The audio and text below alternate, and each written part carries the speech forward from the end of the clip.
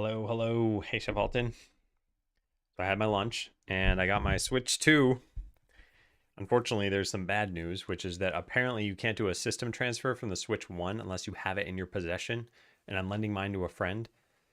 I don't know what that means exactly. Apparently, I have to factory reset it later. So, like, if I play a game tonight and I start a save file, does it delete that save file? Like, do I have to restart the game afterward too? Because that's going to be kind of annoying. Because it means I actually shouldn't play it until I like go see my friend. I mean, he's local, but he's got to be free. Anyway, whatever. I guess we'll figure that out. Actually, I'm not even sure if a system transfer is worthwhile. I have to look into that too. But that's all for later. So, Skeleseller, let's go put this in the Thursday list. And yeah, we're just gonna keep working on trade-offs. So this one is town perks cost more or less. So we could make it for any kind of perk costing more or less. Huh. I wonder what we should start with. I guess having town perks cost more and getting less income. At some point, I don't know, let's just code this. Let's not think about it too much. Town perks, town perk cost.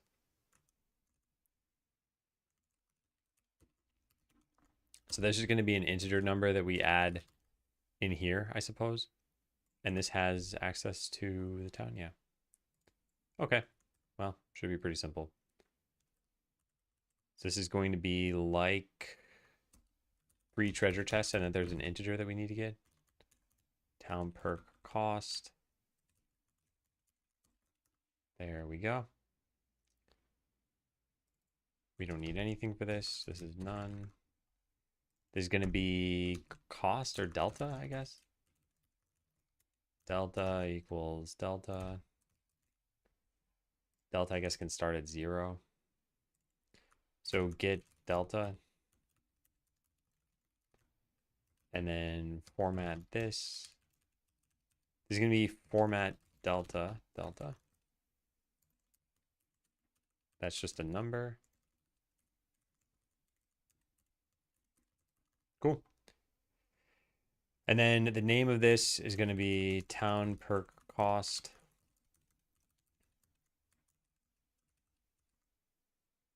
And how did we do this when we did the other format delta? Allow +1 or -1 adventure per battle.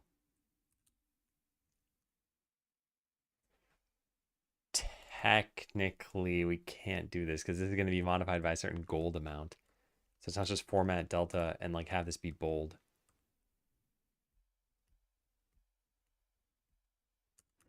Maybe we shouldn't return format number with this.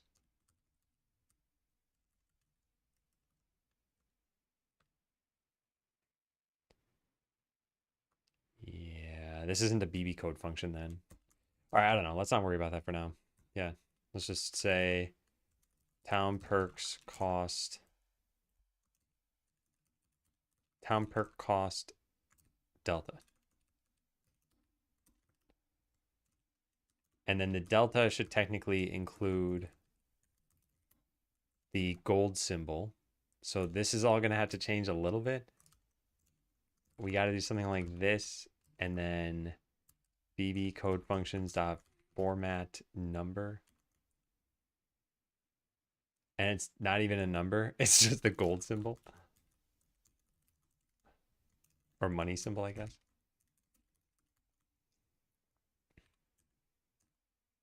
Nope. Okay. So that's town per cost. Now we just need to incorporate it. Should be pretty simple because we just do plus town per cost dot get delta town dot player abilities. All right, let's go see if that works.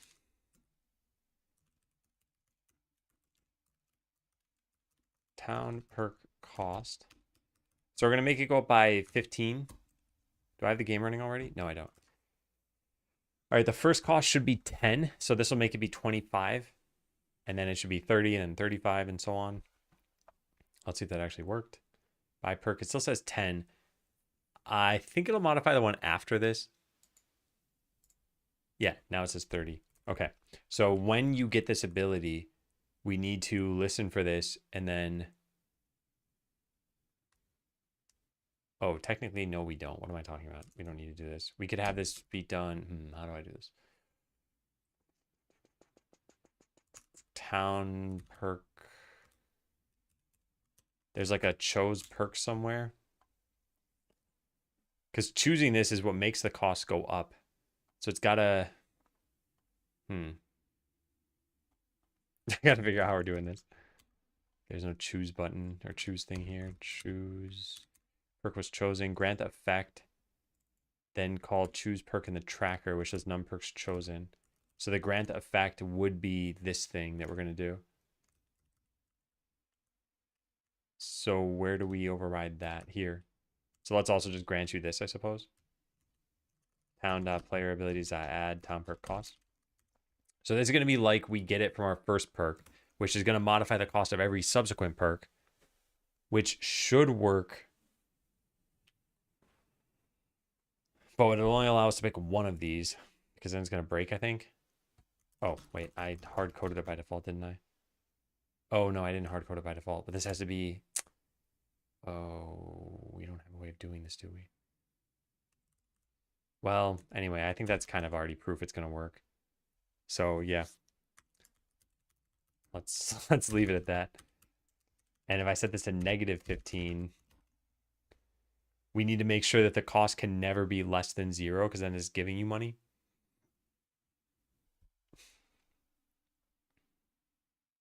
So I buy 1. Now it costs 0. Now it costs 5. Yeah, it's pretty cool. Okay, so where does the town perk tracker? This is the cost is 10 plus this, plus this, plus this. So we need to do math.max 0 and then 10 plus all of these things. So now it can't go below 0. This does not need a math.max here. This can't go less than 0. This is just num perks plus times 5. Plus the increase plus this. Yeah, okay. All right, that's that. Another thing coded. Yeah.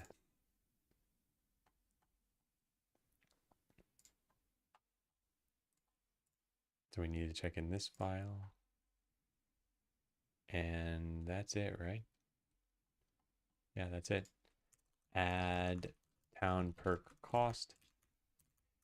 Okay, so I have coded enough to be able to present one choice. Wait, no, have I? I think I've only made 5 of these. Maybe I do need one more.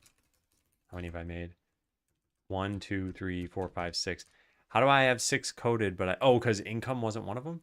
Yeah, because income wasn't one of them. So we could allow for generating a perk choice and show it to the player and have them pick. We probably should do that. So yeah, generation is a little bit difficult though. Hey, Becca. How's it going? Been busy the last 2 weeks? It's been going well here. We've been working on challenge mode. We've got this new UI in the game, which looks great. And we are trying to make these trade-off choices in the game. And that's what I'm working on now. I'd like to get this system in. We need to figure this out. So we're going to have a trade-off perk choice, which is going to inherit from this. So I guess we already have town perk choice. Hey, Genzabita, welcome back.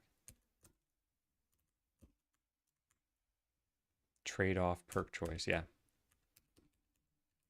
So this is trade-off perk choice. And we have the positive ability ID and then negative ability ID. These might also need parameters for them to the point where they should probably just be abilities and not just IDs. Actually, does that matter?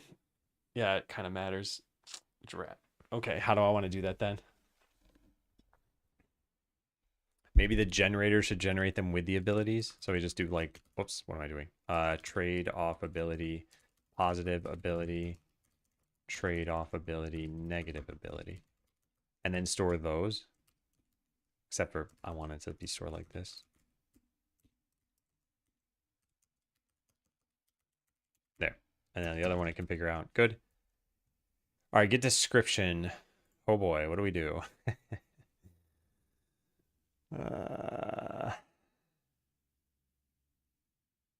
I guess we just ignore these things. And that. So there are going to be two different tooltips. Positive tooltip and negative tooltip. AC is going to be the player's abilities. Town.player abilities.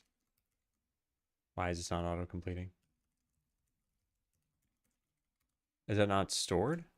Oh, no, it's never stored. Okay, that's fine. All right, required building IDs. I do kind of want to put this here.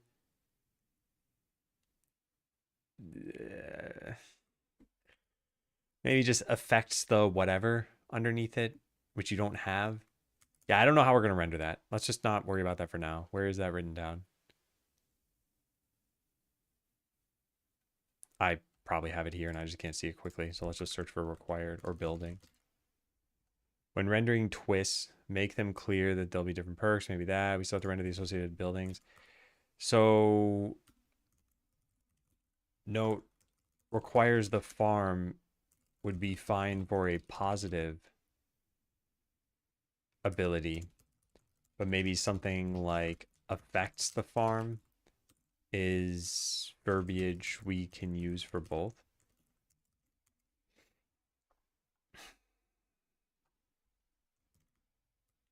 Okay, so ignore the required building stuff for now. Let's just do return positive tooltip plus a couple new lines plus the negative one. Okay. We don't have a generator for these yet either. So we have a town perk generator. We're going to save this as a trade-off perk choice generator. Trade-off perk choice generator. That means we need a tracker for these things, which I don't have. Guess let's go make one of those too. Does this need anything special? Not really. Well, I don't know. Maybe. Actually, does it? Does it need even this? Maybe it should just go into the town perk choice tracker. Yeah. Maybe we don't need to do anything special there. So get eligible perks. What even is this? Returns all of them. All right. I don't know what we're going to do for this yet. Yeah, let's not maybe think about that just yet. So what do I have written down here? This is once we get to picking, consolidate them into a choice. Better make a new system for this. So this stuff's already been done. Not can generate and generate though. We probably want to do that. This has been done. This has been done. This is done. This is done. These things are finished, yeah. Keep these in here. This would have to change and this would have to change. Okay, so what is this doing? Choose Town Perks panel tab.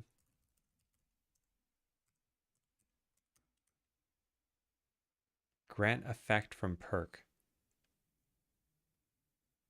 Okay, I see. Hey, whoop.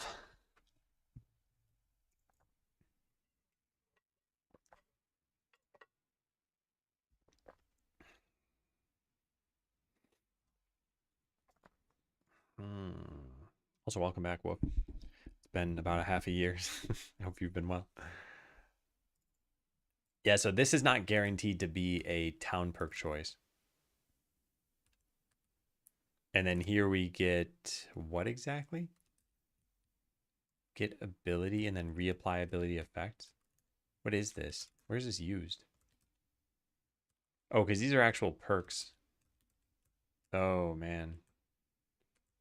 I don't like this. I don't like this at all.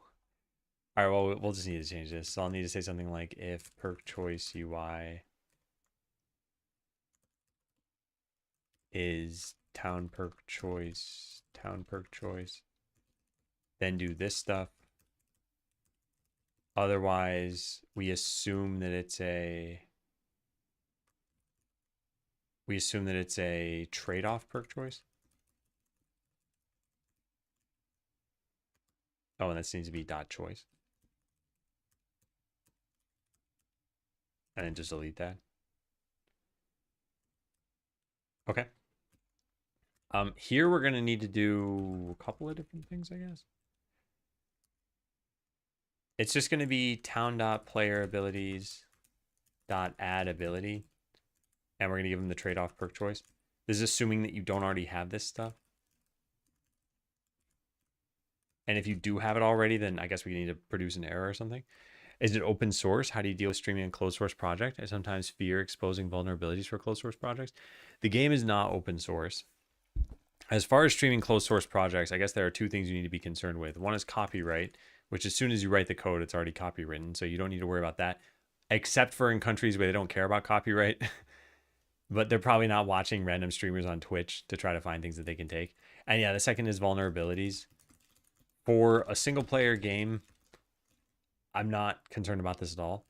But I have done back-end work on stream before, and I've even done like some payment adjacent stuff on stream. But generally, if it's very sensitive, I just won't stream it. But keep in mind that someone like you shouldn't have security through obscurity. It shouldn't be just that people don't know how something works and that's why it's secure.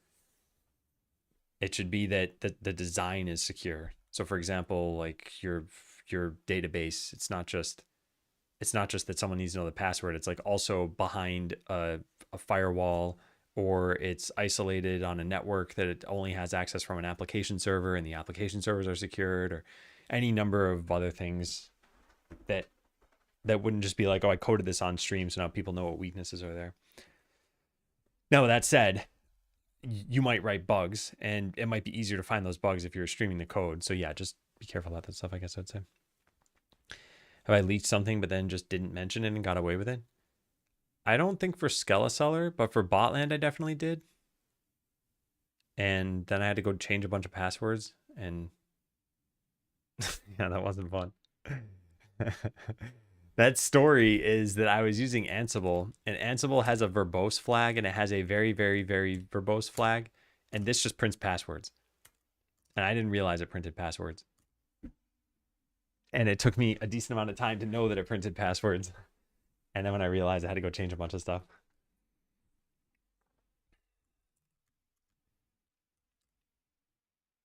Okay, so this looks good, but we need to prevent you from having been assigned this already. So maybe what we should do is say something like maybe let's just get the player abilities here. We need this anyway. Abilities component AC equals town.player abilities. I'm doing this just for readability, but I don't know if it's going to help too much.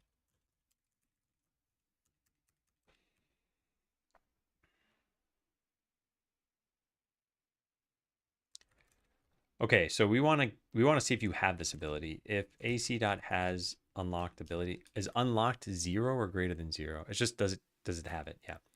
So if you've unlocked the ability trade-off perk choice positive ability ID, or you've unlocked the -1,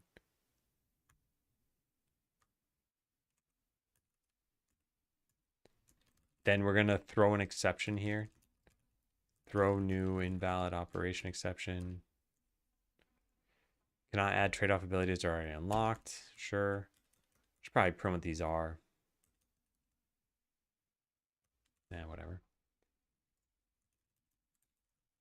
This could be made possible in the future, but we would have to combine the incoming abilities with the existing ones. And the generator would need to be made aware of that to make sure that it's possible. So let's just not even worry about that for right now. So this looks pretty good. And then the only other thing we need is generate choices needs to change in the town perk choice generator. So this is getting eligible perks and then generating them. What we would need to do instead is every so often, we need to delegate to another. Oh, interesting. No, we couldn't do this. Yeah, we need to change all of this. So this is like bool generate regular perk equals true. And then if generate regular perk, then we do this. Otherwise, we're going to generate a trade-off choice. So I'm just going to say choices equals trade-off generate. Yeah.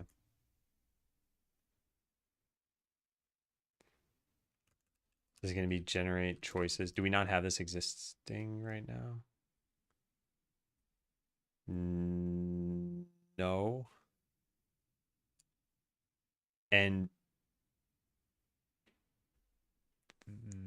this should maybe...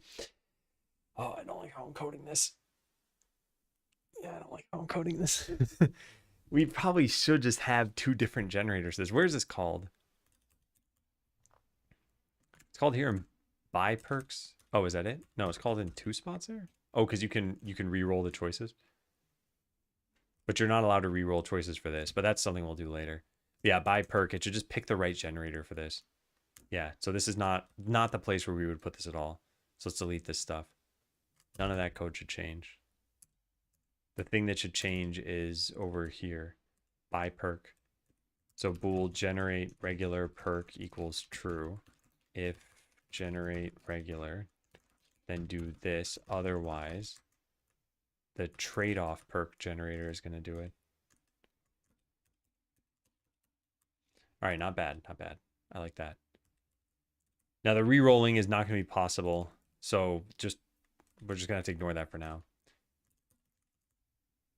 This looks like it should be fine. There's no argument. Yeah, we got to fix this part. Okay. All right, so how about this? Let's just generate the same thing 3 times to see what happens here. Yeah. We're going to do this very cheaply. For in I equals 0, I is less than 3, I plus plus. We're going to say choices dot add. We want a new trade-off perk choice. And we need to pass in, I think, the town. Yeah, the town, and then a positive ability and a negative ability.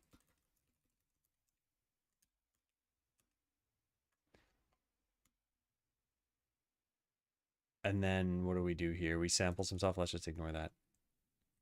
Okay, so now trade-off ability, positive ability equals new income multiplier, 1.5. And the negative ability is going to be, let's do something like that. All right, so we don't have eligible perks here. We don't have this entire function here. We're going to need those. We're just deleting them for now. And the last thing we need to do is stop generating regular perks all the time. Every 5th perk, I think, is when we want you to generate a new one of these. So this is going to be something like perk choice tracker dot num perks bought %. Let's just say 2 is equal to 0 for now.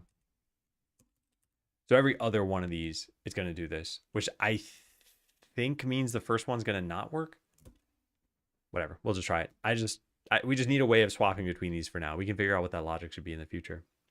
I think it's going to be every 5, every 10, or every 5 minutes or 10 minutes or so of perks. So I click buy. It should give me, yeah, a normal choice. And then the next time it should give me, look at that. It worked.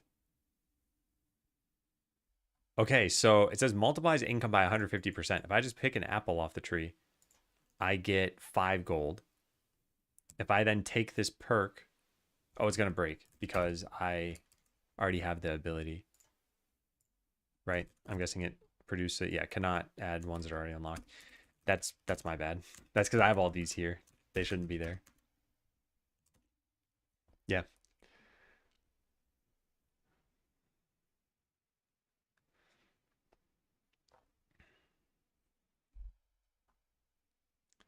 Okay, so let's try that again.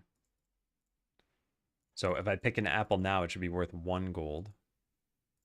Yep, 1 gold. But if I take this, it fails. Unable to cast trade-off perk choice to town perk choice. Where's that happening?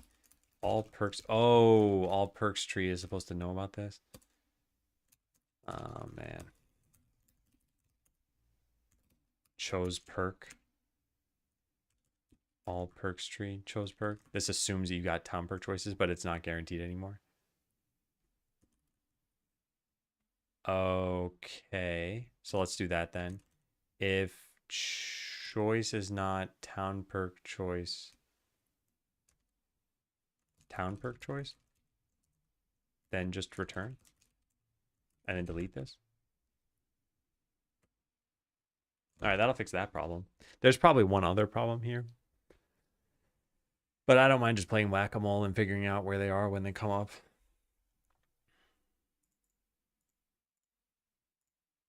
Okay, it allowed us to choose it. So now this should give us 2 gold.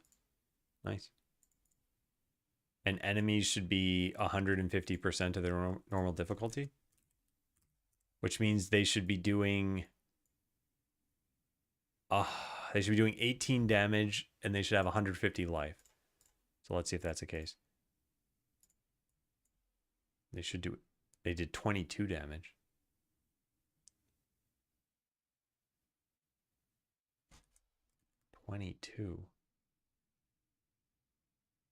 What?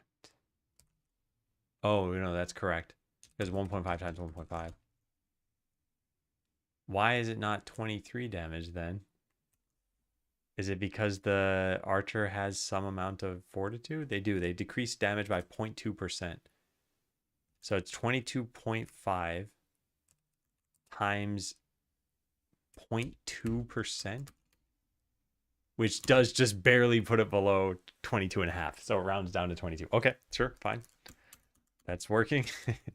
Great. Yeah. Neat. All right, so that's our general feature that we have here. So if I go back to buy perk. Yeah. That 2 for putting a lot of work. The thing is, it's not really even putting a lot of work. It's just rendering a number lower, but it's actually doing the fraction of a damage different because there are floating point health amounts in the game.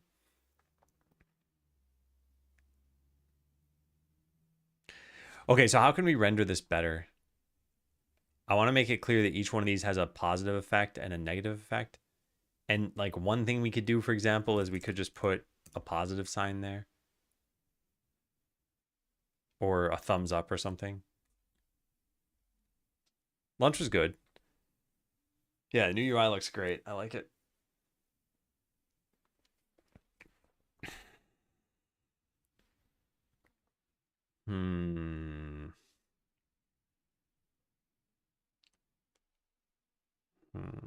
I mean, one thing, there are lots of little things we can do here, I guess. We could change the background color or the text color or something. Maybe just make this like a dark green and make this a dark red for now. That'd be okay, but we have no way of rendering that. We need to know whether this thing is positive or negative and then render it properly. All right, I don't know. I don't know what I want to do. But I don't want to focus on that for now. I want to do...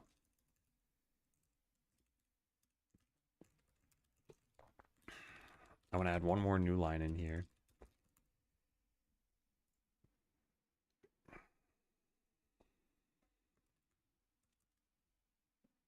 Yeah, I'm going to just kind of leave it at that for now. All right, so we should properly generate all of these, and the generation logic is very difficult. But now we at least have a framework for this, so let's go figure out what we're supposed to do here. Pick a positive aspect that you don't already have and that isn't in the other choices already. Yeah, so right now we just constructed something here, although we need to know what level we're generating. I guess we leave that up to the perk itself. We give it some rules like generate a perk.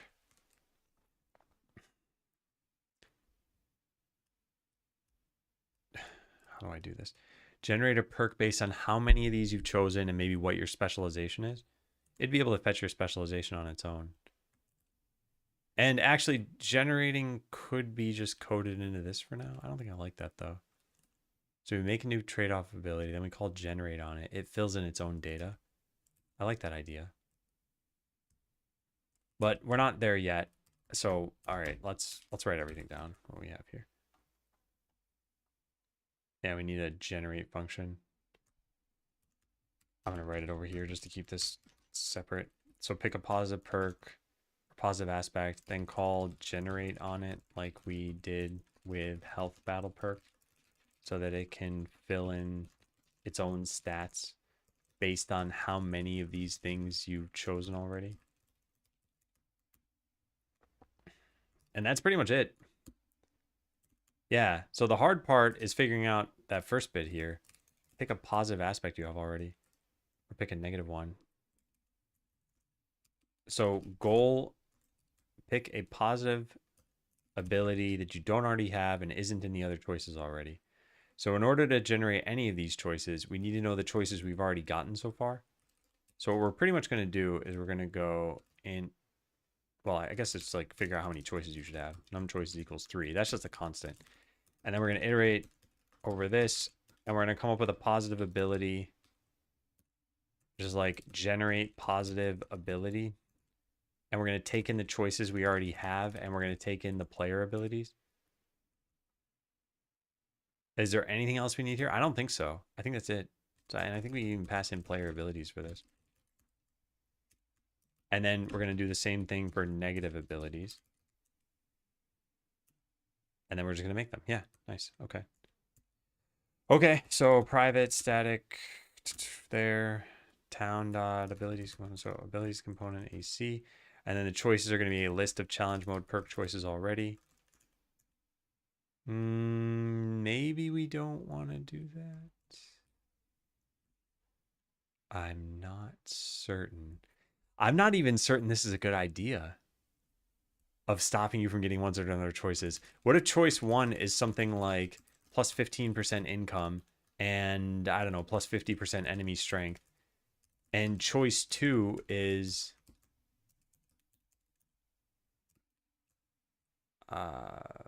minus 50% customer speed or something? So they have the same positive aspect here. Is that a problem? I don't really think so. I think as long as no two choices are exactly the same, I think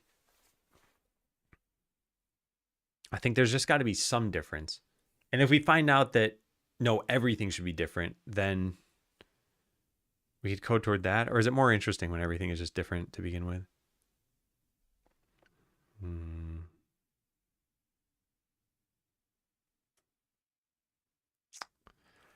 I don't know. Both could work. So option 1 is allow for perks to overlap in either the positive or negative aspect, but they can't be identical. And option 2 is don't allow any aspects to be the same within a set of choices. What sounds more fun? Option 1 sounds like more content for players.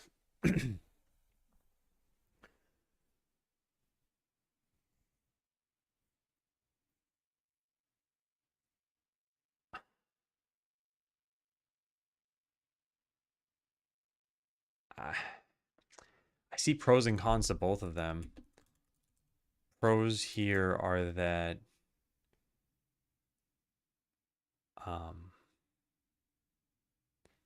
I think it simplifies the choice. I think it's not even a pro or a con. I feel like this simplifies the decision making a bit because you'll be able to more directly compare two choices if half of them are the same. Yeah, so like this is easier to compare for you because you see this and this are the only different parts. So that's all you're looking at now. You're like, well, which one's worse? Enemy strength or slower customers? As opposed to if we were to change this one to be something like plus, I don't know, like +1 adventurer per battle. This is now harder for you to compare. I think I like option 2. Yeah, I think I am going to go with option 2. Because I think having it be harder to compare is important for this. Like, it'll differentiate your run a little bit more. Okay. So whenever we generate one of these, we need to make sure we're not picking anything else that we've already done.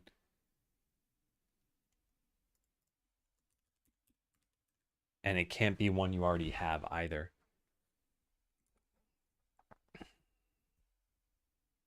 And I'm going to need to clean up a lot of this code as we do this. So let's get a hash set of ability IDs, all positive abilities. And this we can just hard code, right? I mean, maybe at some point we can have in is positive or can be positive. Yeah, maybe they should manifest that so that I don't need to do these here. It's either that we're storing this in the ability or that we're storing it in this file. I guess it doesn't matter for right now. So I'll just copy paste these.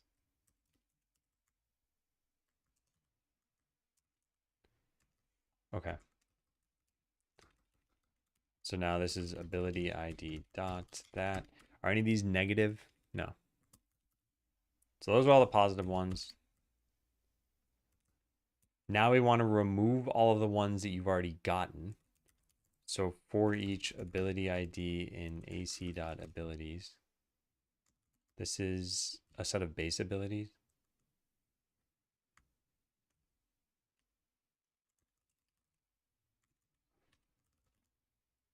Or just remove all. Can we do that? All positive, except with, yeah.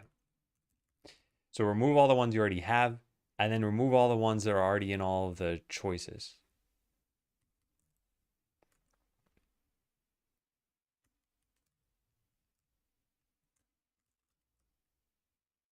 But it's not even just positive choices. And why is this a problem here? Because they're challenge mode perks? Yeah. Okay, so C needs to be turned into a trade-off perk choice. And then we need to check that its positive ability or its negative ability is equal to... I guess we're just getting all of these. All right, I'm going to leave this coded very poorly at first. We can improve quite a lot of this.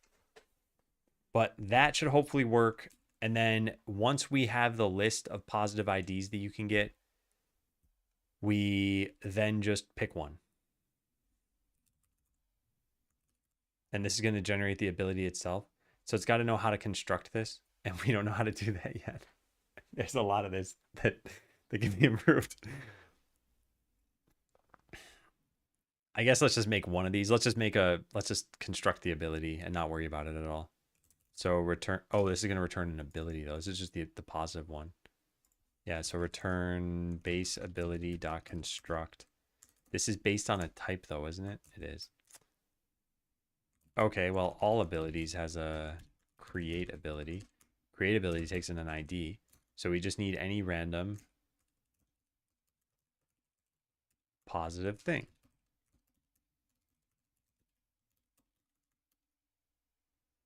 And what's the problem here? As trade-off ability. Now what's the problem with that? Possible null. What can be null about this? Do I just need to cast it like so? Okay, there we go. All right, so that's a positive one. We're just going to copy paste this for the negative one. And this isn't even going to work correctly. Like I said, we're just slowly building this up.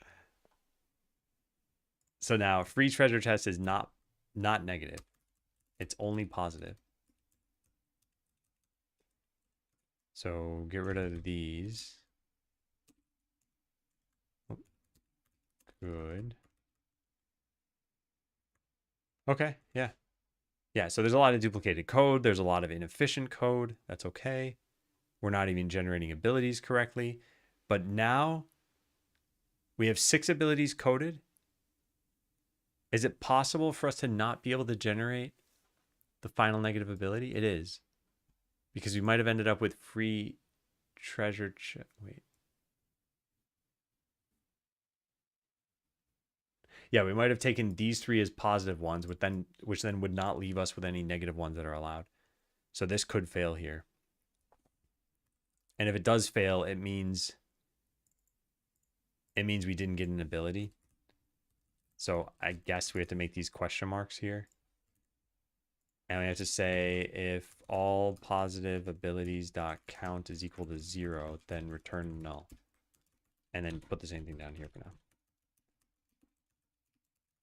But if you have any, then you can use this. So now if either of these is null, if positive ability is null and negative ability, or I guess either one, then break out of the loop. We can never generate another choice. And we run out of options.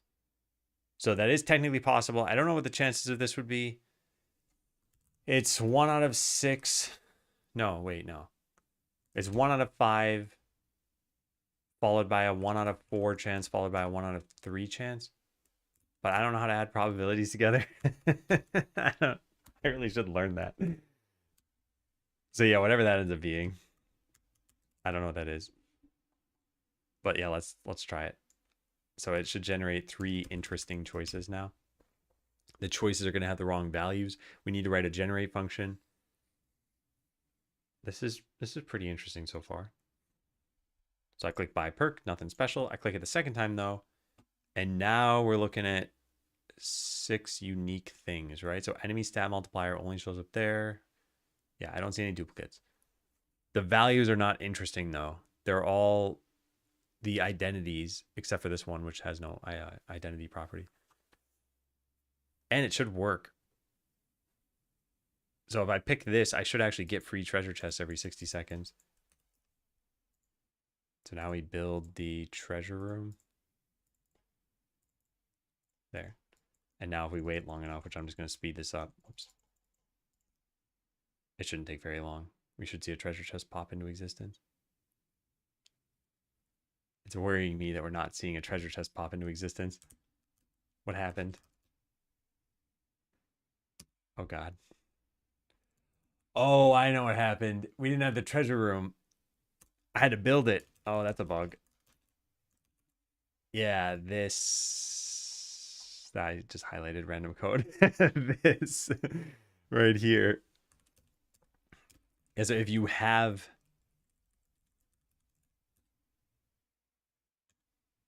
If you have this, we need to grant this correctly. I guess in init. Like, set up free chest. Yeah.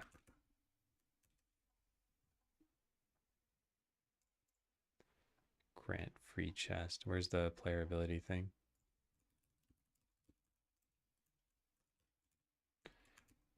There we have it. This is only if you have the ability, though. This won't even work, will it? Nope. Because it's get or default. That's a problem. So we need to check the level of this here. Oh, hey, there we go. Well, would you look at that? Has unlocked ability. Cool. All right. Not too bad. So we could put the exact same thing over here. Just set up free chest. But then it shouldn't be called set up free chest. It should be like reset free chest timer, if applicable. Incredible Fish, come up with a game idea that I think is fairly unique. Do you build a proof of concept for Skeleseller to see if it would be fun, or just start building? Yeah, the proof of concept for Skeleseller was actually this game, which is called Idle Descendants, or Idle Ascendants, excuse me. It was Skeleseller with just fighting, and it was really bad. So it showed us that we shouldn't go make this game, and we didn't. So yeah, I highly recommend doing that. This had manual battling, and then you eventually made it automated, and it's just not a very interesting idea. Because all you're doing at the end, once you've automated it, is you're just moving a character around. So like, why even have you do that? And there's no loot in this game.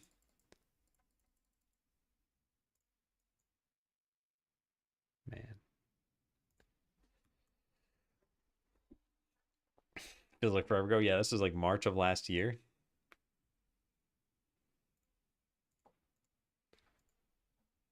I really should have put a cheat in this game or something that would just let me demonstrate what the game is. Saved games? Hold on a second. That could be the cheat then. Quit to title screen, load. Oh. That doesn't help.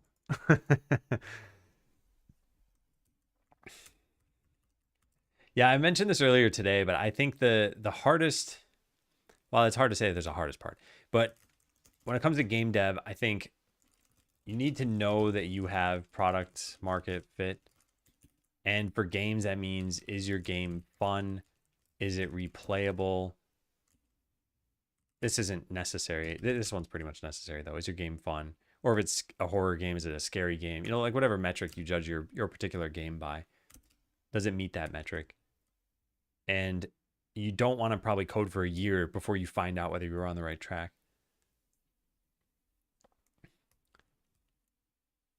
So I think plan to treat it like a game jam almost and try to get as fast as possible to the point where you can prove that your idea is fun or not fun.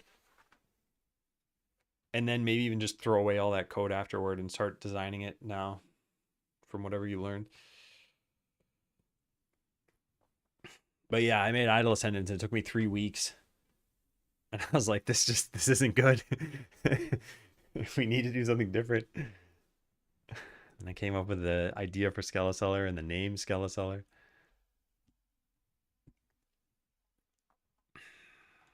All right, so I think we fixed this problem, which now I could go test out. Then we clean up all that code. Yeah. All right, so I do not have the treasure room. We're going to go buy this one. Yeah, free treasure chest. Get a treasure chest every 60 seconds. And now we're going to get the treasure room. But this time it should work. There we go. Speed this up. And we should see one pop in shortly.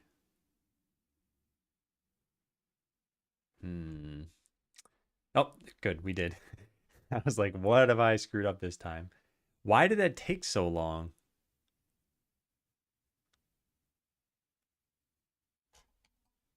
$60 divided by 8 is 7.5. It should have taken 7.5 seconds. Maybe it did take 7.5 and I'm not paying attention. Yeah, well, great. It's working. Yeah, so going back to this. Is this cool? Is this interesting? I got to make the generators work correctly, but if we just looked at this, you have a positive effect on top for all of these and then a negative effect below them. And the values are all made up, so you can't actually judge this. Also, this is a problem, isn't it? Why is that happening? Why is this happening? Uh-oh, that should not be possible.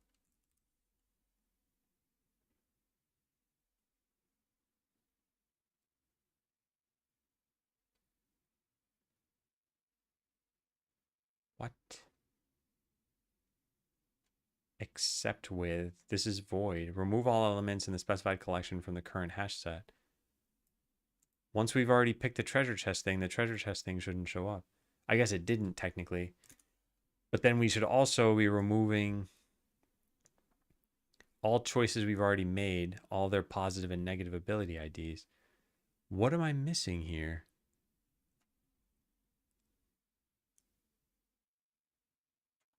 Are we not passing in the choices? Oh, I see. Oh my God. This is so frustrating. Okay, the problem is that we generate a positive one, and then without modifying choices, we generate the negative one. So we generate farm crop value, and we see farm crop value is not in any of these, so we can also generate it in the negative one here. But we should also be looking at this one. So what we need to know is a list of all possible IDs that we've already used, and then potentially like reject these or change them. So yeah, there's a lot that can be improved here. So let's try to come up with a function signature that'll allow us to do this more easily. So generate positive ability. We don't actually care about the hash or the list of choices. We care about a hash set of ability IDs, disallowed ability IDs. Yeah.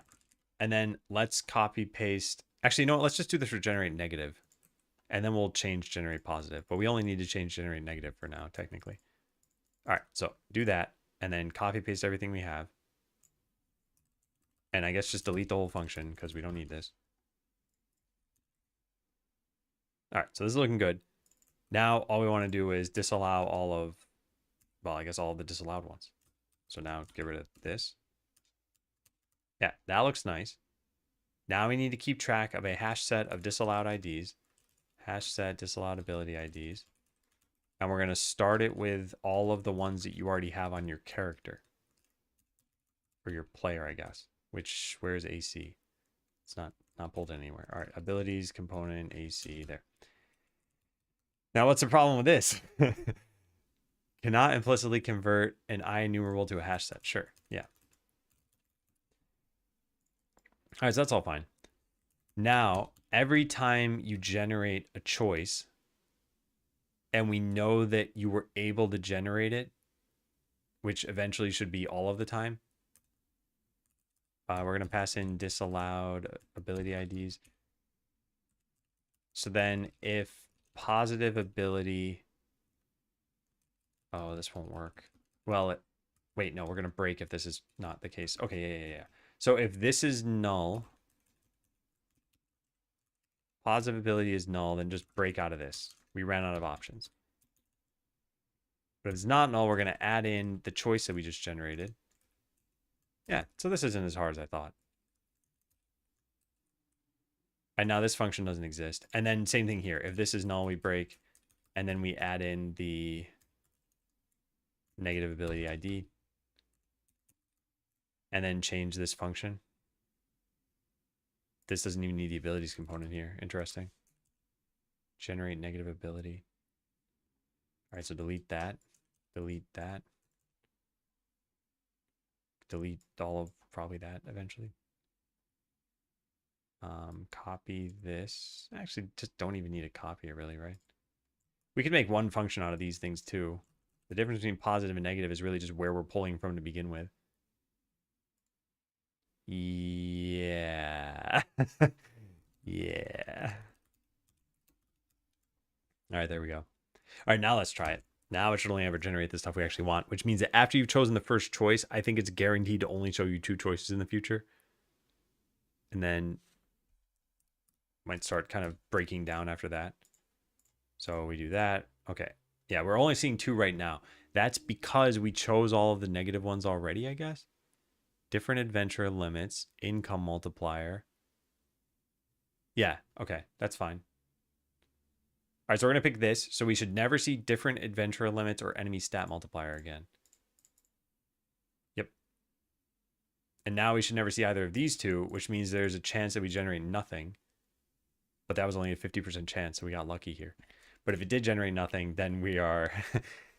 we've got a problem. And we probably need to accommodate... Well, maybe we don't. Maybe that's not even possible in the game.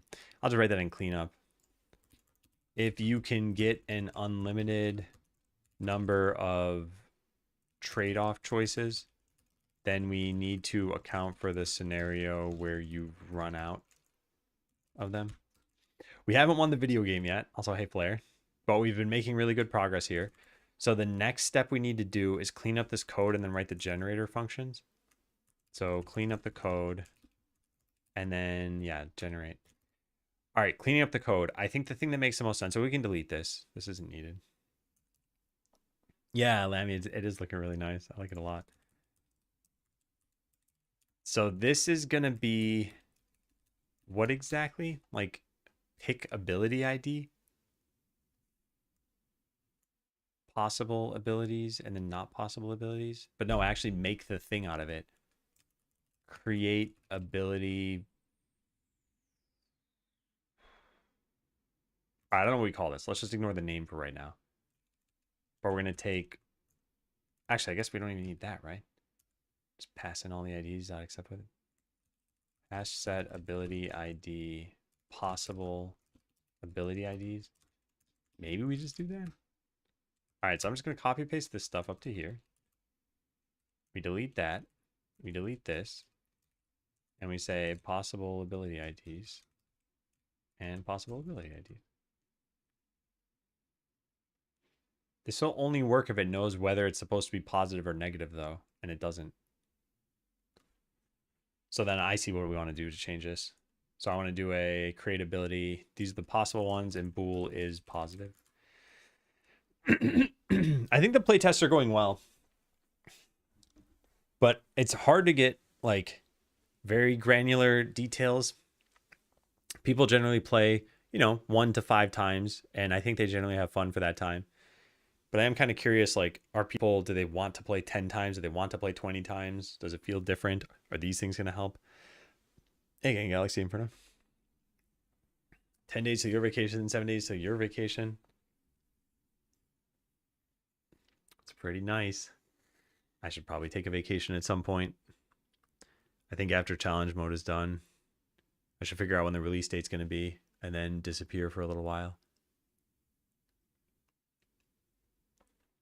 Hey, Goose. Honk. Okay, so let's see. Possible ability IDs. This is actually disallowed ability IDs. So we're going to delete that. So we take the base ones that you have and then remove the disallowed ones and then construct this thing.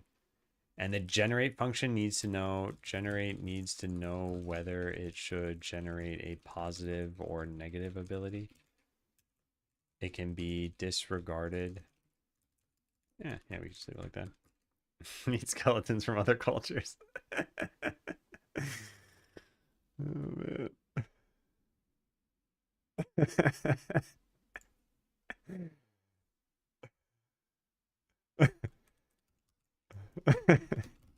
It reminds me, what was that movie called? There's an animated, what was it? Encanto? I think it was that. Is this a movie I'm thinking of? I don't remember. Wait, is it this? There was some movie that reminded me of, and it was an animated movie that was really colorful, and it might have been that. Yeah, I can't remember. I'd have to look at more screenshots or something. It's just not worth doing right now. All right, so that's creatability. Then we don't need these. And then I can simplify these things too. So creatability true and creatability false. Everything's still working? Yeah, looks like it.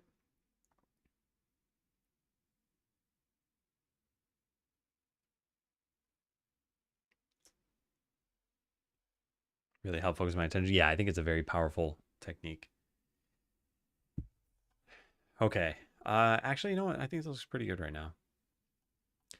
So the question is, how do we figure out which abilities are positive and which ones are negative without having to do this exactly? Also, this could just be turned into square brackets, right?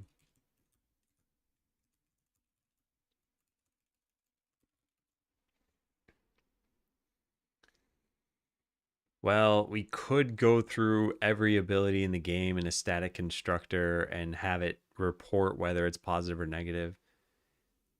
Yeah, I think that's reasonable. What would that look like? We go into something like income multiplier, and I guess we'd make a new data thing that says like ability or like trade-off flags, and you could say like positive or negative, or you could just pick one or the other. Yeah, something like that. That's not something I'm going to do right now, though. We should probably have each ability manifest whether it can be positive, negative, or both. Could just be an enumeration, or it could be bitwise flags. I don't really care. It's only 3 options. We would probably manifest this instead of player ability data. We'd have trade-off ability data that would pass up to trade-off ability and then convert to player ability data. Oh, you can't paste in a... I was just going to syntax highlight these things correctly. We could use reflection, but what I was thinking of for this is we could then cache all positive and negative IDs in a static constructor, probably from all abilities.cs. A 5-shot. It's going pretty well. Working on becoming a better software dev. Nice, nice, nice, nice. What have you been doing toward that end? Because I think it's a good endeavor. All right, so we're not going to do anything about that for right now. We need to make that generate function, though. Like I said, I think this will be pretty interesting. So what I'm thinking is trade-off ability has a public abstract void generate, which would take in maybe like a magnitude, or maybe how many perks you've chosen so far, like num perks chosen or num trade-offs chosen so far, something like that. I'm trying to think, what would you change this based off of? So let's say you have an income multiplier. Here's one way I could imagine this working. Like you get a trade-off presented to you every, or no, how about at 5 minutes, 12 minutes, and 20 minutes or something. Zoe, thanks for the resub. Welcome back. Learning Vim for better productivity when editing files. I think that's pretty good. I think when I think of being a better software dev, I think it's a large category of things, and efficiency is definitely part of it. I think there's also like coding, maintainability, security, quality, etc. Probably some communication is in there, some amount of like prioritization, maybe some product sense, some business sense. There's a lot of things that would go into this equation. But yeah, I think efficiency is a good place to start. I'm always around. Well, glad to have you. Hey, ABC. For interface, instead of green and red text, you could have green and red chevrons pointing up or down. Yeah, I think that would be pretty nice. And pretty easy to do. I'll write that down. Right, so let's say you are presented with trade-offs at these times. So let's say in each of those, you're presented with plus X% income.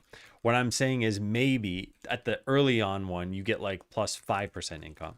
You're like, okay, that's pretty good. And at the 12-minute mark, you get plus 8% income is offered to you or something. And at 20 minutes, you waited for a pretty long time now, so maybe it's plus 12% income or something.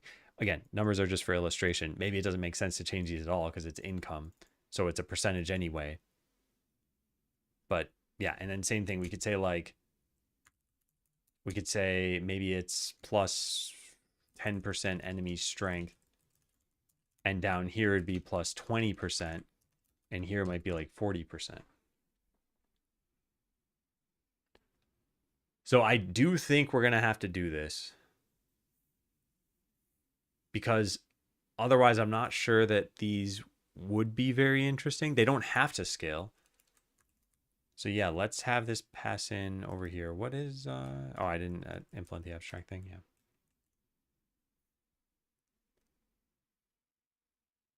Being able to not go insane during pointless meetings, being able to come up with good justifications by any task is actually someone else's job. Those are pretty good too. Being able to talk to a rubber duck. Can you quack? Or can you only say the word quack? There's one other thing we got to add in here, which is this thing positive or not? Is positive, or like generate positive version and num trade-offs chosen so far. Okay, then we go plug these into the 6 different areas where these need to be.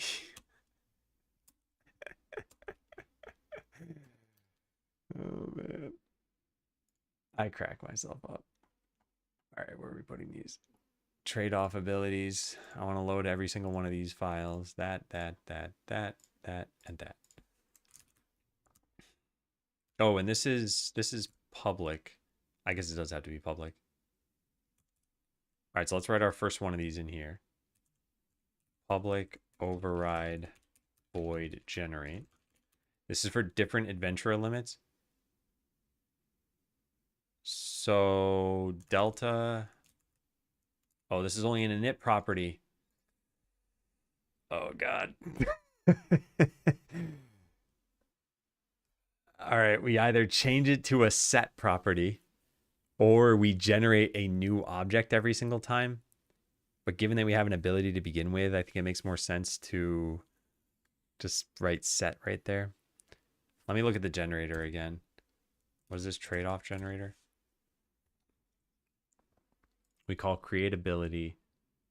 This calls creatability, which we then need to call generate on. Yeah. So if I tried doing this, if I tried saying delta equals 1, it's going to fail, right? Well, I meant to write that, but it's still going to fail. Yeah. All right. Well, let's just change it then. So I got to change this for all of these. It's init, which is going to change.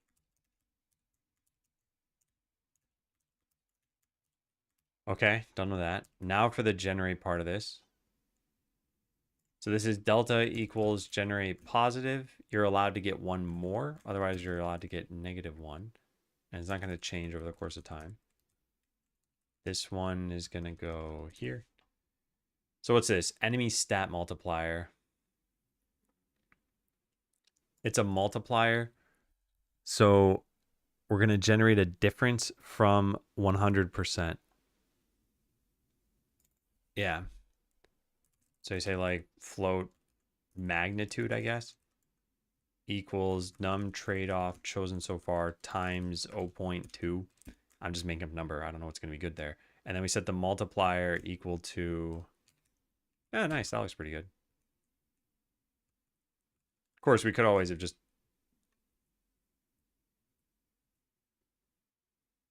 We could have done 1 plus -1. It doesn't matter. It's fine. Oh, and Akis.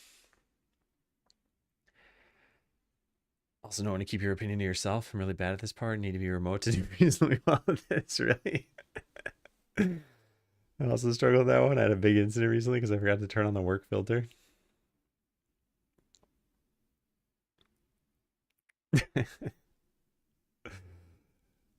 What does it mean? Seeds cost 3 gold each, up from 2 gold? I thought we planned potions. Yeah, less plants per potion. So normally a small blue potion is worth 1.5 seeds. And with that change, it's worth 1 seed. I should probably reword that. I'll write that down. Yeah, my wife has a very expressive face. And also, we've been married for long enough where even if she had a poker face, I'd probably still kind of know what she's thinking by now. But it is funny when she can't control her face. It's like very transparent. And I imagine that happens to her in other settings too. Obviously, I only know the settings I see her in. So we should probably clarify the tooltip. Maybe just say you get 50% fewer seeds from each potion. Did I spot a cheeky hammer spoon? Yes. Although where? Is it because I accidentally pressed this? Command H? Because yeah, I turned that off through hammer spoon. But the thing I use it for more is navigating windows. So I go to VS Code with hammer spoon. I go back to Chrome. I go to my terminal. I go to Finder. So those are all things that I do through hammer spoon to make them super fast. Yeah. That's the thing that popped up then.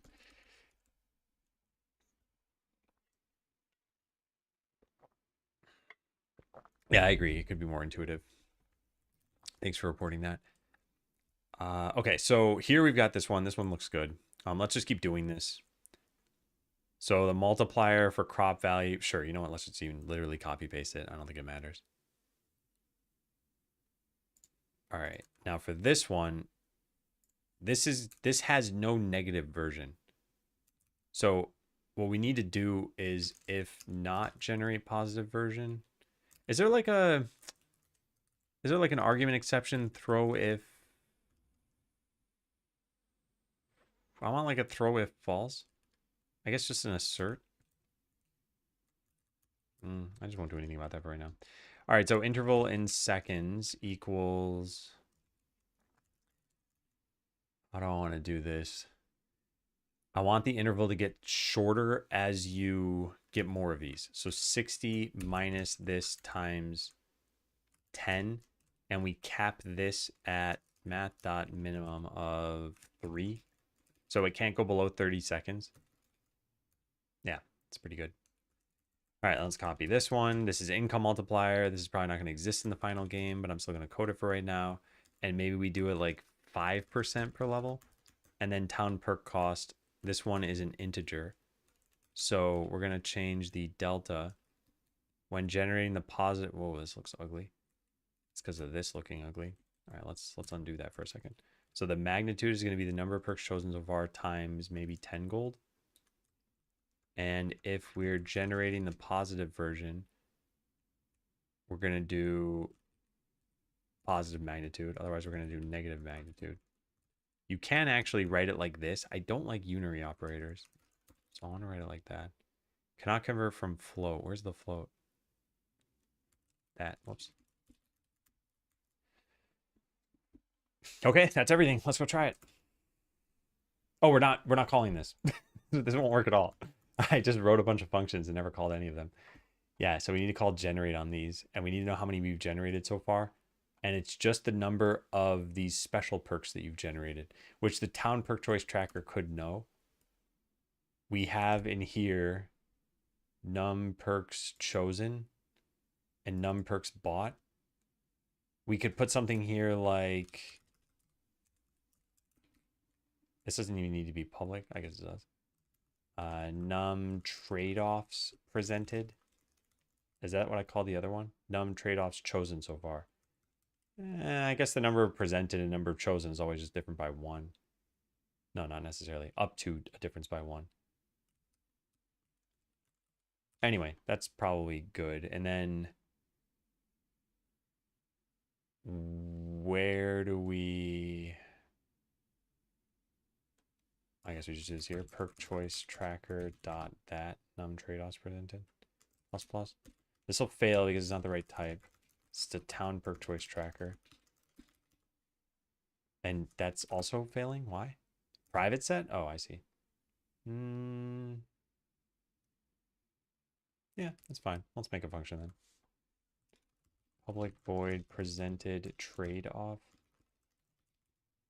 Num that plus plus. Presented trade-off. Oh, that's already a town perk choice tracker? I didn't realize. When did we convert it? Oh, it's just passed in as that. Okay, that's easy.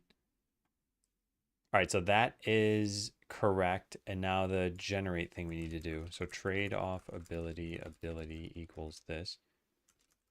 I can't type trade-off for some reason. Ability.generate. So now we need to know whether or not it's positive and then how many of these you've gotten so far, perk choice tracker, which we don't even have here.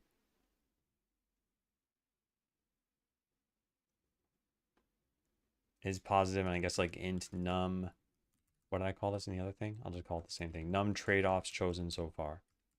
Num trade-offs chosen so far. Okay, and I'll just pass that into here. Generate with that. And then pass that into this. This is just from the perk choice tracker. Num trade-offs presented. Good. Good. All right, now why is there an error? Not all code paths return a value. Oh, whoops, yeah, return ability. By the way, the reason I keep typing things like ENS or something is because my command for, or my combo for command is typing NEI all at once.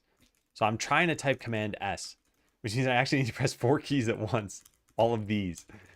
And when I do it correctly, then you don't see anything print out. But if I miss one of them or I'm mistimed on them, then you see like random letters print out. And yeah, most often shows as ENS because I just missed the I.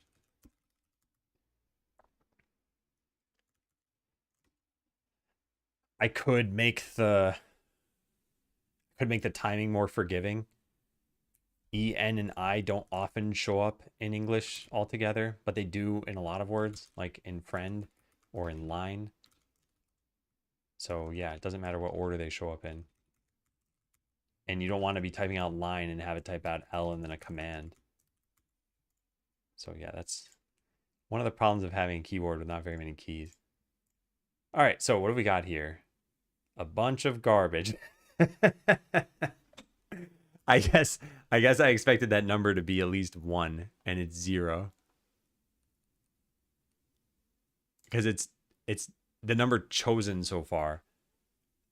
I guess we should reword this to the number of ones presented, counting the one that this one currently is. I mean, alternatively, we could just pass in +1 on this.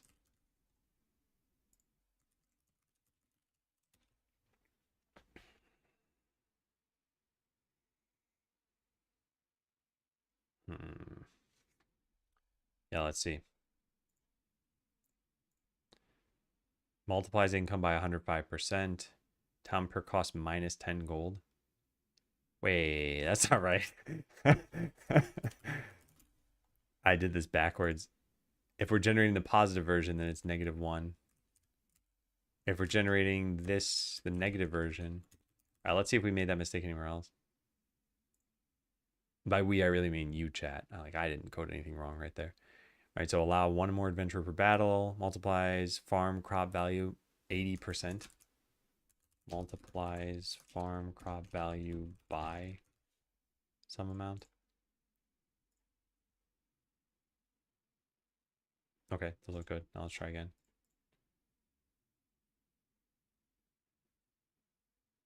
That's wrong too. Enemy stat multiplier. 8449. Enemy stat multiplier. So in the positive version, enemy stats should get worse. So this should be a minus and this should be a plus. Okay, I made a lot of tiny mistakes there. I mean, this is why we're looking this stuff over. Also, if I missed this, I'm positive players would tell me about it.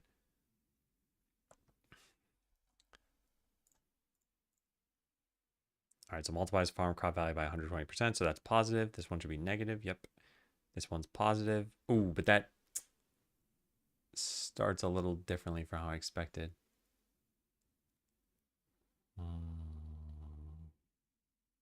Whatever. Allow -1 adventure per battle, and then time per cost minus 10 gold. Multiplies income by 95%. Okay, we are starting to cook here.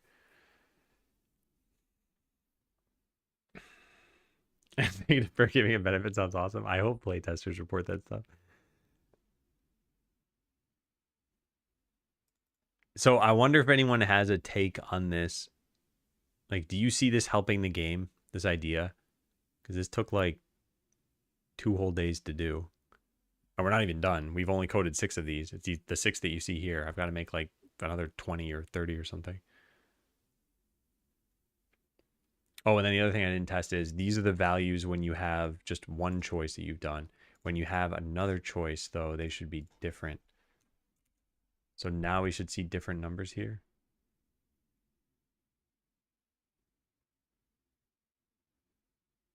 Yeah.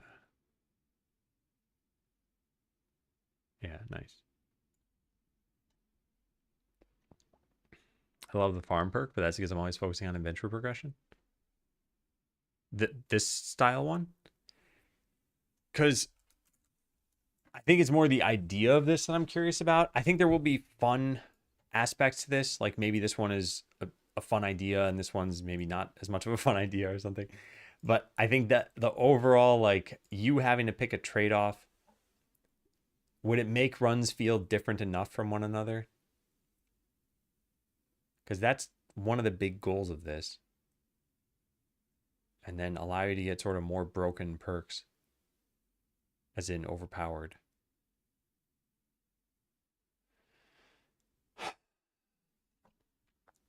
Well, I don't know. We'll need to play test it. So here's what I think we should do. It's 2:30 my time. I need to take a break no matter what. But then after the break, I think we clean up the commit, then work on like 3 to 4 more of these, then maybe push to playtesters. I don't know if an hour and a half is going to be enough time to do that stuff. So this is done. We need to clean up the commit. I should write this on my actual to-do list. So we've done this. We've done this. We've done this. Can generate is not a question right now. I'm going to just say that's done. Tracking, we've done this. Rendering, we haven't rendered them in a... Yeah, I'll put this in cleanup or something. I don't think this is super important yet. Then we should have a twists tab that renders all of the twists you've chosen.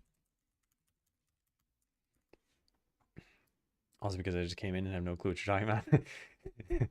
So I believe that I can do this. I don't believe I can do it within an hour and a half. That's the difficult part. I wanted to get a new thing out to playtesters. Also, hi, Leap Your Girl. And hey, Devil Dog. I don't know if I said hi. How can we track these such as they still show up in the chooser? How do we accommodate for it? Yeah, I think we've answered all that stuff. At the end of this, the most important thing is to ask playtesters whether this makes runs more exciting. So clean up the commit. We'll go do this part. The reroll button does show up, right? Yeah, it does. And we should not allow for that to be there. And then maybe add like 4 more of these. And make sure these show up at the right times. Maybe just twice per run right now. And then try to release to playtesters.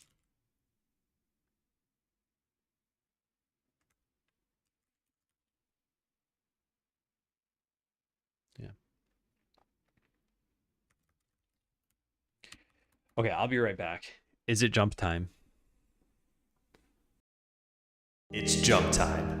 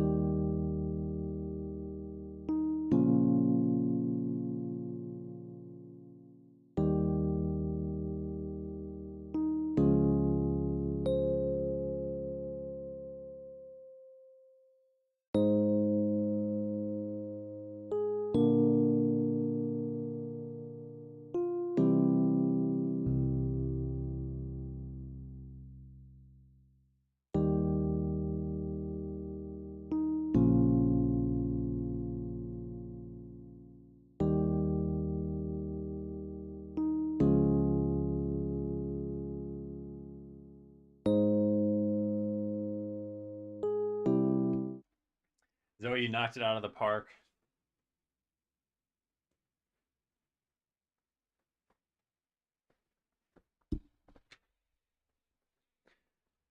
Did a great job. You won your first game. Close the game. Close the game, computer. Thank you, computer. Not the first? Oh, did you play before the season reset? Quote unquote. The time I accidentally deleted the save file. All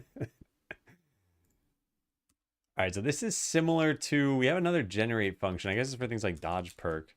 What did I write as the parent function for that? Single float. Oh, good. VS Code broke again. It's getting frustrating. All right, come on. We gotta wait. Generate, here it is. Fills in values for this perk by not having to be part of the constructor. Constructing is mostly easier. Yeah, I'm just gonna copy paste this. Pretty much the exact same thing. So fills in the values for this ability. Constructing from just an ability ID becomes much easier. Also,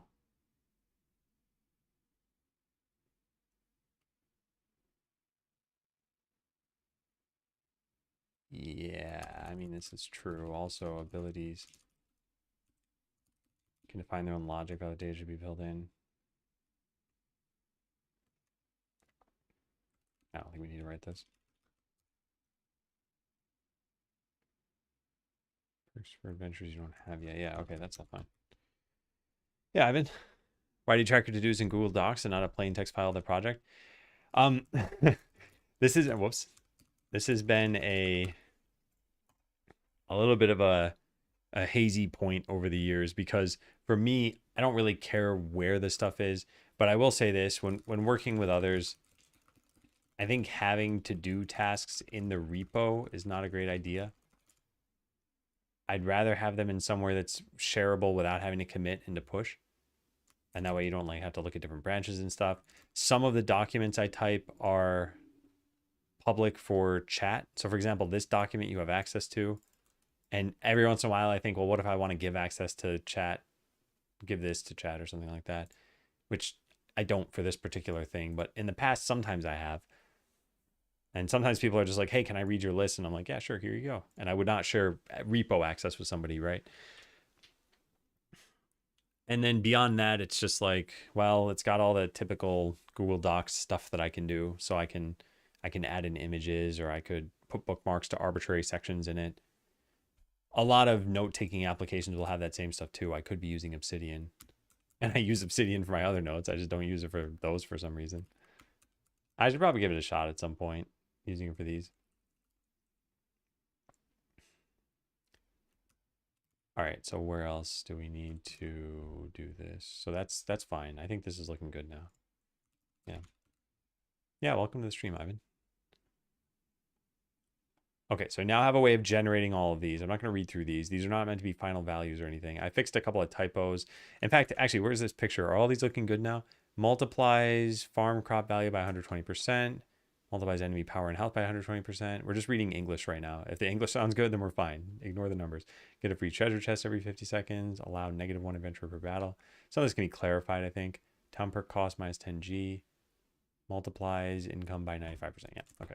The English is at least fine.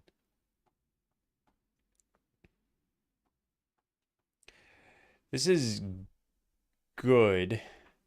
I don't think I like how I added 1 here.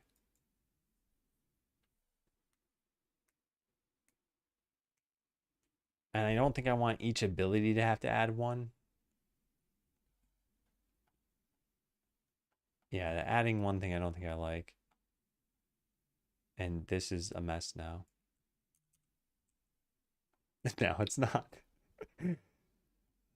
Everything else looks good. Of the things we're actually going to check in. I'm going to have to look through this again. I don't think we're going to get this done today. I'd want to code like 4 more of these and handle something else. I guess we could have one trade-off show up, but it'd have to be pretty powerful for you to care about it. All right, so this whole +1 thing, we have num trade-offs chosen so far. And for something like income multiplier, what we do is we multiply that by this. I think adding 1 to that is not interesting, so I think we should rename this. Hopefully this renames it everywhere. If I say num trade-offs presented, and then we put a parameter thing here. There, the number of trade-off abilities that have been presented so far, this is never lower than 1, meaning the first choice. Oh yeah, just this is never lower than 1. I think it's fine. And to change all those, nope, of course not. All right, fine. Num trade-offs presented. So we just replace that with num trade-offs presented. And we're going to just hope that that's all good. So now in the trade-off generator, we're getting the number that was presented already. I guess we should just increment this as soon as we... This won't work, will it? Well, it will work. But we need to figure out that it'll work.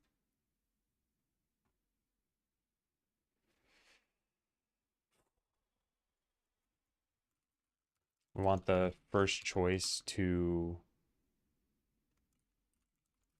I'll just leave it as is. I think it's fine. Okay, let me look through the diff again and make sure that everything is actually good here. This is good. We're going to actually click the plus button this time every time I look through one of these. Yeah, these I already looked through and I'm happy with, so let's check those in. This is fine. This one is a brand new file, so let's just look at it in isolation. Generate choices. We have our choices. We have our abilities. We only use this for what? For one thing. So why are we even getting this? Let's just do this. And that way we can delete this too. Okay, number of choices. How many have we presented so far? Make an ability, see if it's null. Add it to disallowed. Make an ability, see if it's null, add it to disallowed. If we could make both of them, then make a new perk choice. Set the choices that we have. We might have ended up with 0 here, which should eventually hopefully be impossible. But I haven't come up with enough game design to know that yet. And then tell our tracker that we presented something. This stuff can also be changed in the future, and I've got a cleanup note about it. But other than that, I think this is looking pretty good. And we'll tackle that on the to-do list later. This is clean. I like this. We need to handle required buildings there at some point, but not yet. This is also totally fine. Town. Now we get into some stuff that we probably don't want to check in. I don't want to check that in. I don't want to check that in. I don't want to check that in. I do want this, but this looks ugly. Grant effect from perk. Yeah, this is super ugly. Because all this is really doing is choosing which function to call. And yeah, I just don't like it. All right, well, at the very least, we can split it into 2 separate functions completely. So let's just copy paste this down there. Actually, let's just copy paste the whole thing. Okay, so private void grant town perk effect. Or grant effect from town perk. Yeah, from town perk. That's a better name. Okay, so then just delete all that stuff. So that's option number 1. Option number 2 is grant effect from trade-off perk. And that is this. Cool. And then where is this used? In a few different spots. And actually same thing up there. Yeah, both of those are fine. And that means that this function can now be simplified drastically. So we can just say grant effect from town perk and grant effect from trade-off perk. Why are you passing in the ability there? That doesn't even exist. Perk choice. It should know that it's a trade-off perk choice or not. Yeah, that'll make it even simpler. Trade-off perk choice, this dot choice. And same thing here with the town.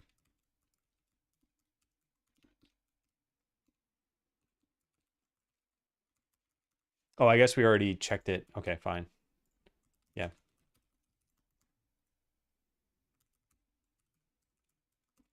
Okay, what am I missing? Town perk choice. Okay.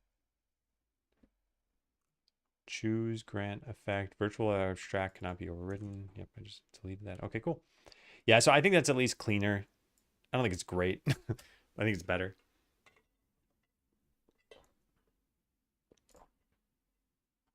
That wasn't even the function. Sorry, it was this. Where we're calling this thing from. Yeah, this is definitely cleaner. This looks great. Okay. And then the final function is this. This is fixing a bug in a different perk. I'm not going to check that in just yet. We'll check that in separately. This is generate trade-off choices. There are only 6 possible options in the game. So this can only generate them upwards of 3 times. Also, the current logic is that it will try generating them every other time, which is way too much. But that's okay. That stuff will change in the future. And then we want to check this in as fix bug with free treasure chests. It would not work unless you had the treasure room unlocked before getting the... Oh, that's how I tested it. Yeah, before getting the ability. Now it does. Yeah, nice. Cool. Okay, step 1, done. Step 2, make sure you can't reroll trade-off perks. Okay, let's go find the reroll button. Here it is. So this doesn't show up if you have deferred perks. Or sorry, it does show up if you have deferred perks, but it also now needs to know that they are not the trade-off perks. You can't reroll trade-offs. And we don't keep track of what kind of perks we're showing. And this thing doesn't even know that it's a town perk choice tracker.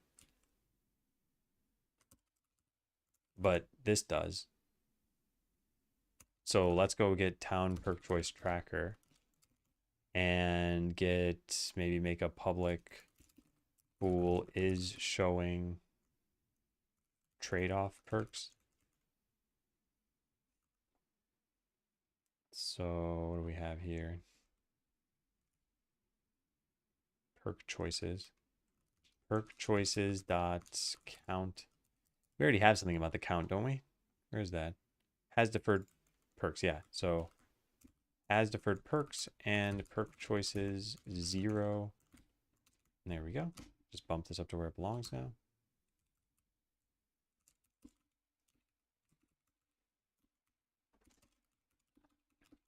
And then we can just put this over here. Town perk choice tracker. Town perk choice tracker. Good, delete that. Then changes to has deferred perks and not has trade-off perks. Okay. That should be it for this. This one was pretty simple. But then what we have to do after this is add some more content. And I don't know what content we want to add yet. So I expect that to be harder. So we click by reroll is visible because we're only choosing positives. But as soon as we're choosing trade-offs, it's not visible now. So you cannot reroll these. These are intended to be difficult decisions. And rerolling would make them easier. Yeah. So I do that. Now I buy another one and I get the reroll thing there. I don't actually have any rerolls remaining, but button's invisible now. All right, so this should be checked in that, none of that, and this. Yeah. Yeah, new UI is looking good. Like it a lot. Stop showing reroll for trade-off choices. Hey, swishing. I hope you're having a good Wednesday. All right, make like 4 more of these. The work never ends. So, what are some good ones? We did this. We did this.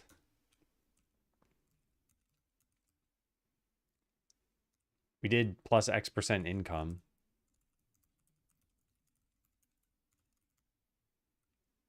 Drop chance. We did this one. Just randomly give you some town or battle perks. Is that interesting? Imagine if you saw this, but this one said get 4 random battle perks. You can't expand this. Okay, well, anyway, imagine it said this.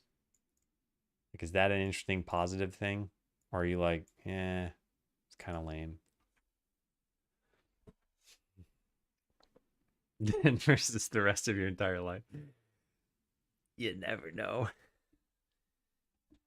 We're going to satiate the heck out of those semantics, though.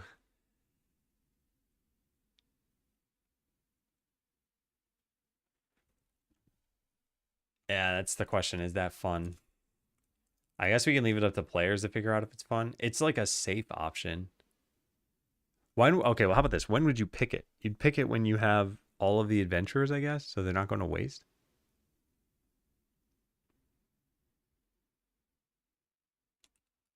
We did this one.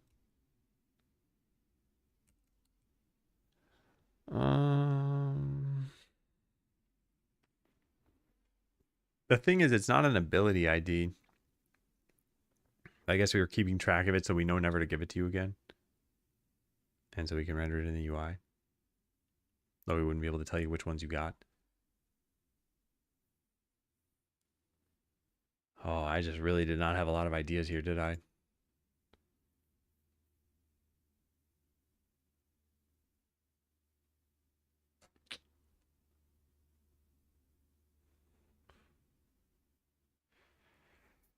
Well, maybe just due to the lack of ideas, I should code this. There's no way to make this negative, though. It has to be positive. Unless we're going to remove power from some of your adventurers. Which I guess we could do. But I don't think it's very fun. I think it's better just to add powers to the enemies. And this is pretty similar to just lowering enemy power. Oh, man. I don't know. I think we got to, like, critically look at the game. On your first hard mode with 1 minute left.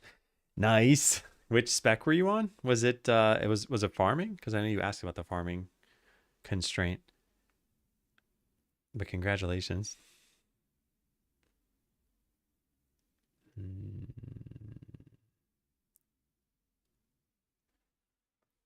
All right, I'm out of ideas already. Maybe we should just play through once and figure out what strikes us as an interesting option. We should also probably change that whole mod 0 or mod 2 thing. You can't search for this, can you? No, you can't. But you could do that. 2 equals 0. Yeah, this. Hey, LA, how you doing? Farming, because at least then I can upgrade the adventures. Yeah, I want to try pirate mode.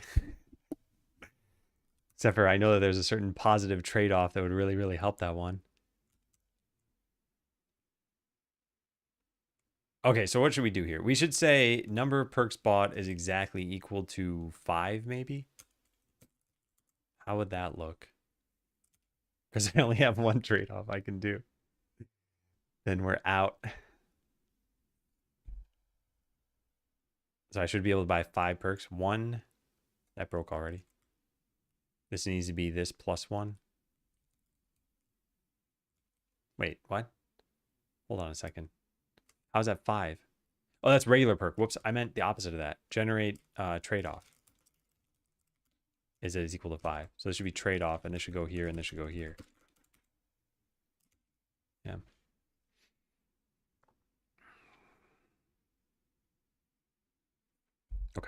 So now I think we're good, right? So it generates a regular perk again, fourth one, and now the fifth one. Wait, it's after the fifth one? Is that right? Did I just hang on a second? Did I count that correctly? 1, 2, 3, 4, 5. Yeah, we chose 5 and then it gave it to us. Because buy perk is before we've incremented this number, I guess. All right, well, whatever. Anyway, let's pick this. And now we should have a reroll. Yeah, we do. All right. Yeah, let's just do it. I don't know. I just want this to give you the option once. After you've chosen 5 perks. Yeah. Then we need to unhack the game. So I can't start myself with 5,000 money. Let's get rid of that. Yeah, I can't start with 5,000. So let's cut that out. And let's get rid of that. Anything else that's cheating in here? I'm going to try not to cheat. Yeah, good. Okay. So we're going to play test. Doesn't have constraints outside of time and money. Oh, yeah, you're right. Okay, I shouldn't do that then. Yeah, I should pick one of the other ones. How about this? Galaxy Inferno. Which one should I pick? You pick for me. We'll just play that one. But it's got to be one of the ones that's already been made. So I guess, let's see. Farming, adventuring, garbage enjoyer, storage enthusiast. Wait, was that it? I thought there were 5. 1, 2, 3. Oh, I guess enchanting was technically done. But yeah, so farming, adventuring, garbage enjoyer, enchanting, and storage enthusiast. So of these ones, what would you pick? So you can pick any of the other 5. Please take as long as you need.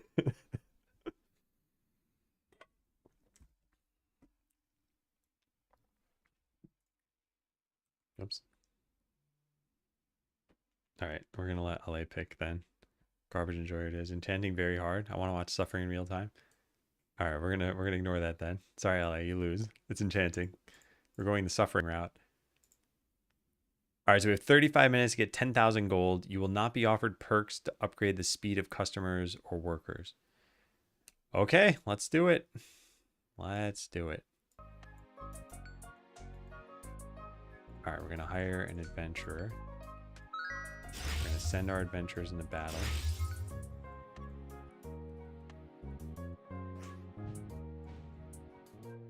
Interesting, because you have many adventures but can't upgrade them. It's too late. I already chose. You lose. All right, this will probably be impossible, just so that we're all on the same page here. I'm gonna get the fishing pond at first. Oh my god, that's a lot of loot. We need all the workers we can muster. And we should probably make customers move faster, right?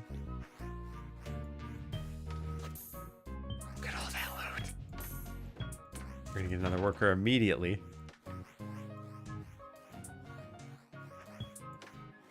Nice. Okay, now we should dump the rest in here. Holy APM. This isn't a Redbeard stream.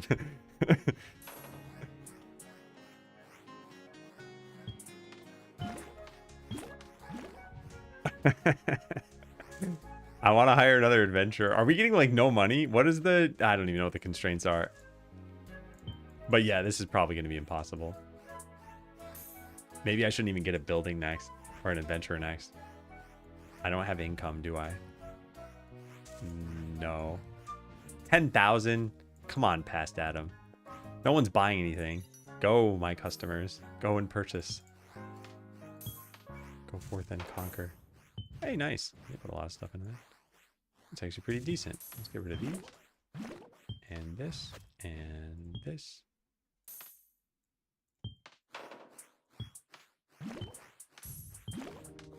Alright, we just gotta win this mode and prove that I'm the best Skeleseller player. So far, we've proven nothing. Oh, they want a potion. And I can make you move faster. You give 10 subs. I'll just click this button right here. Yeah, I don't think I'm gonna win. Also, why did I do that? Oh god, I meant to hire an adventurer. Okay, yeah, we're going to that.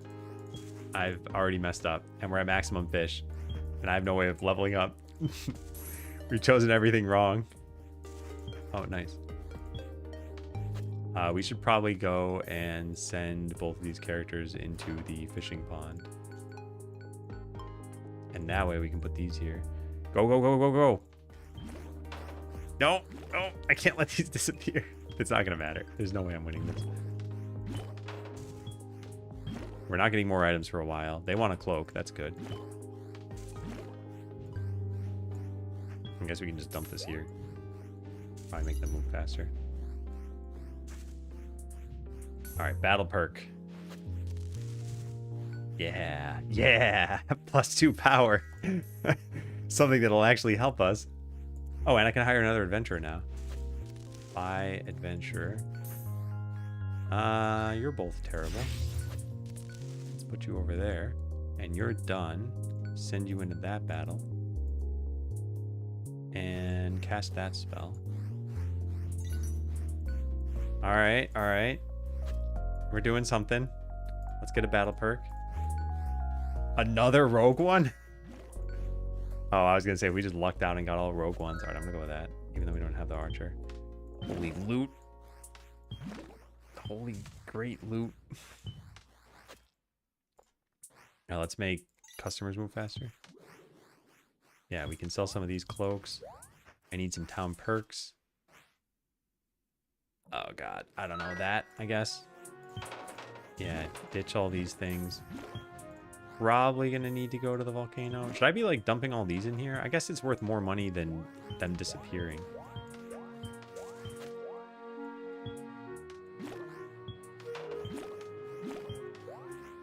Do they need cloaks? They do. Okay, let's go to the volcano. Just whatever, get out of there. Send everybody in the volcano. Nice. And I need another adventurer. I need another everything. Should swap the customer asset. That's offensive. We need another worker. We need loot. We need everything. Where is it all? Alright, I'm selling that stuff. This is going up there. I want, I guess, another adventurer. 75. And more fish. This is going there. Actually, we should free up the workers. There. Oh, loot. Yeah. Alright, we have that on. Actually, that's pretty good. Let's keep that way. Alright, can I get a... I can get an adventurer. Yeah, nice. I do not get the archer. So whatever. We're getting a spirit caller. And we're throwing them in here. Yeah. We're going to win this. Go deep in the map. Well, we're going to see what we can even make sense of here. There's not a lot going on right now. Max customers, that's pretty good. Let's take that. I need more things to sell because I am getting a lot of loot. Like, look at this. This is nuts. I can't even get rid of all of this stuff.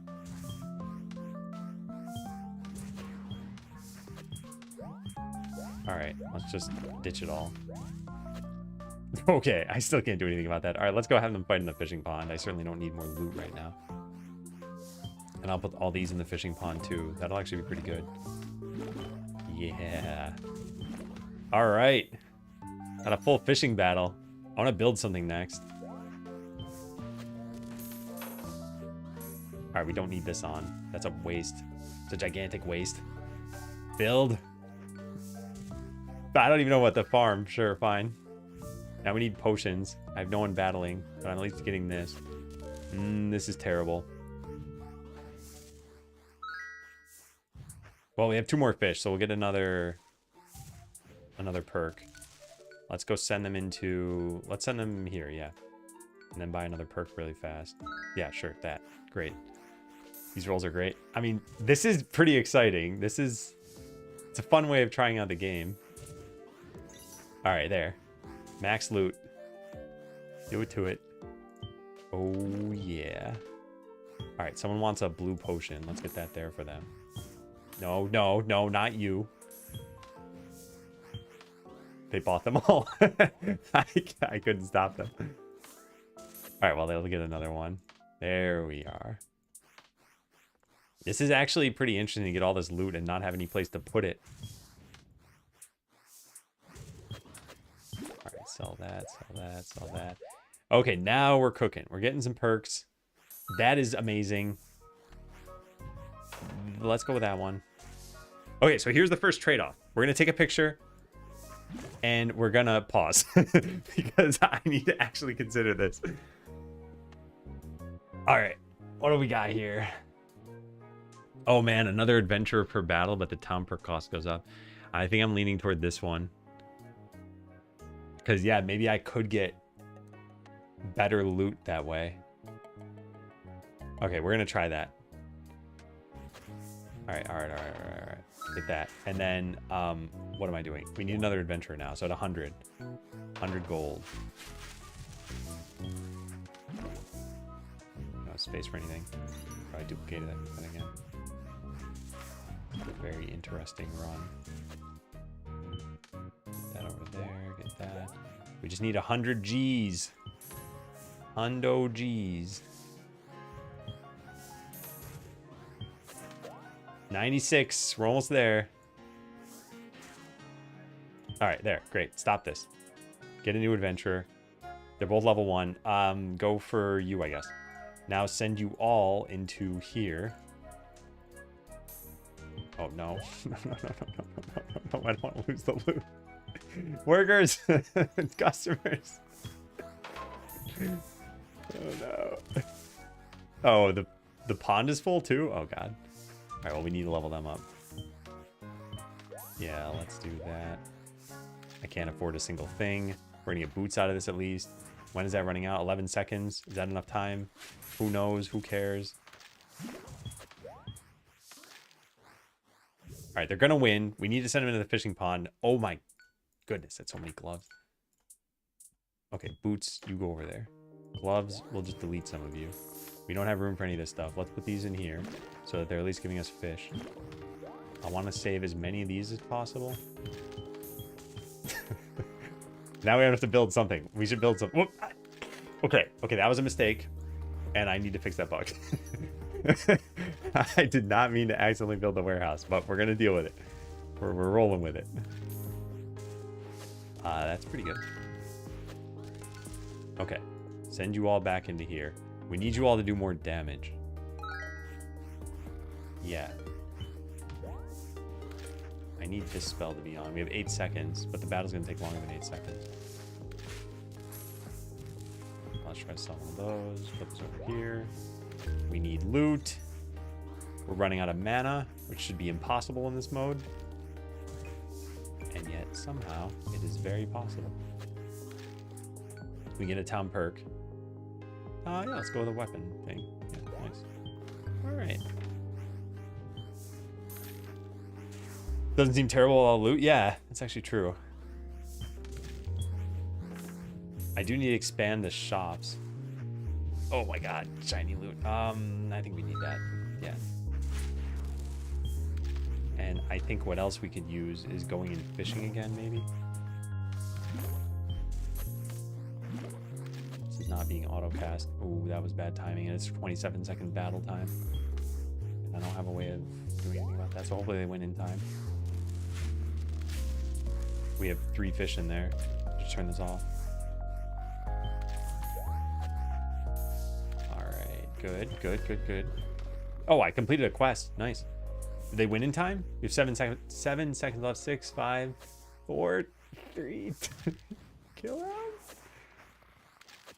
Oh my god. I think they did win in time, but I don't think they got lucky with a 75% roll. Now let's put that over there. We don't want a new quest yet. We will get more town perks. Food critic is pretty good. Potion shop would also be good. Actually, so would garbage time. All these are pretty good. That's all I can afford. Can we get another battle perk? Yeah, after this is done. I need them to be able to fight somewhere else, like over here maybe, but I think they'll die if they go there. Can I get anything? Yeah, that'll be okay, I guess. Will they win this fight, and will it take them forever? Oh, they're so bad. What a terrible set of adventurers. Worst trash league of teammates. I don't even want any of this trash. All my teammates not suck. Oh, I have rerolls. I forgot about that. All right, yeah, they're dying. Yeah, okay. Just forget this. We don't have time to waste. I have no loot. I have nothing to do in my town. We have, what, 22 minutes left? I'm 8% of the way to the goal. Alright. Let's time this correctly. Actually, it doesn't really matter. I'll regenerate mana. Actually, it makes more sense to cast it now.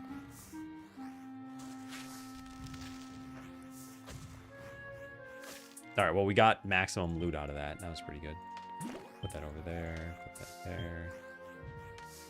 One of those. We need a yellow potion. I don't have anything I can do about that for right now. But they do want gloves. I have plenty of those. And let's leave this on. Although we're going to send them into the volcano and get that yellow potion. We know all the money we can get. We need more... I don't even know what we need more of. Battle power. Desert power.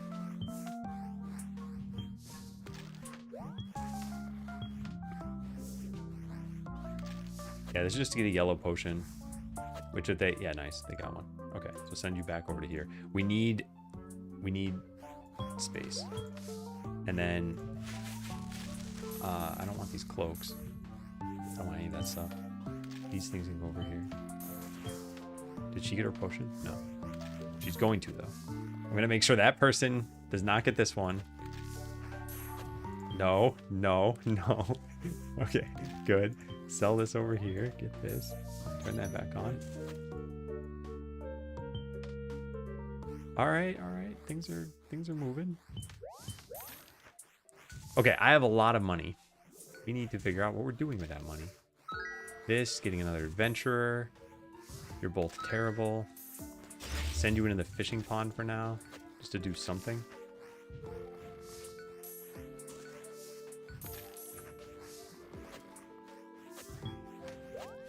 Oh my god, loot. Loot. Turn this back on. Get these things. We need workers to move faster. Excellent customer service, that is correct. Alright, we can't manage all this stuff. Town perk. Yeah, let's go with the quick one. Boom. Hang on. Okay. Never mind.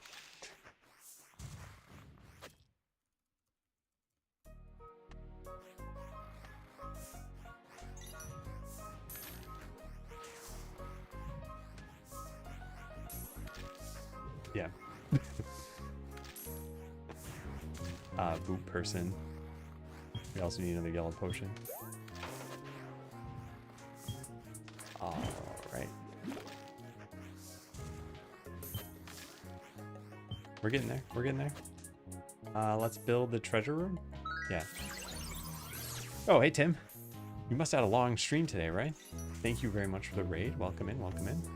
We are trying to complete a challenge. We have 19 minutes left to gain like 8,500 gold, and it's looking like it's not going to happen. But we're going to try. But yeah, how's it going, Tim? How's the stream? I am excited to try to make this work. All right, we need some keys. We need this to go here. This to go here. The warrior's not even able to take these things on. And I should probably turn this off now. We don't have any keys. We need some perks. Special keys. Oh, yeah, definitely. Okay, let's take that one. Battle perk. That's incredibly good. She was good. Got some experiments and awesome stuff moving forward. Prepping for the Great Lakes road trip and a bit of peak gaming. Nice. Nice, nice, nice. Yeah. I'm glad to hear it. Sounds like it's good all around.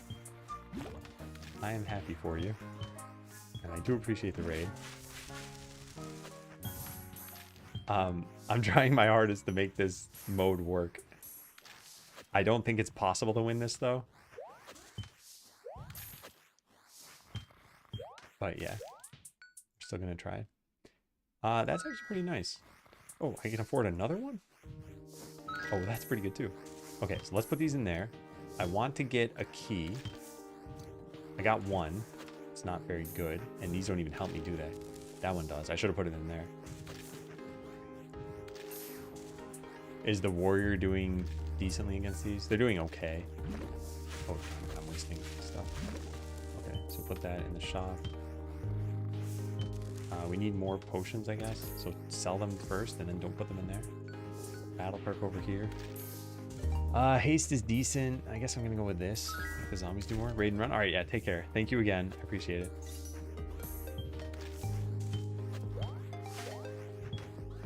We have 17 minutes to get a ludicrous amount of gold. All right, send you back to the volcano for a sec. And I should probably put someone else on fishing. Or like clear that out in some other way. This is to get a... It's gonna run out. Nice. Yeah, a yellow potion, which we gotta go sell. And then send you into the fishing pond. Like, get the warrior out of there. Yeah. Wait, whoa, what happened to yellow potions? They're all gone. I don't even necessarily want another adventure, do I? I probably do, though. Oh, that's pretty good. Finish the fight! Finish the fight! In such a frantic mode. Come on! Okay. Go to the volcano. Beat the volcano. Then we gotta send him to fight the ogre. No, wait, I don't want that. I don't actually care where I want that, I guess. This is on. Let's leave that on. I want to get a yellow potion and then just immediately send to the potion shop. There. Get it. Yeah, nice. Alright, we got our tip from that. That's pretty nice. Let's take that. Let's take another shiny loot. Let's take the final shiny loot. Alright, stop fighting in there. Go to this place and try it again. They'll probably fail.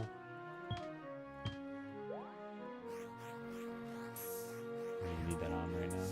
I need a ton of weapons. There's no easy way to get those on. They are looking like they're going to win at least. That's nice. Let's get that too. That way we can afford another perk.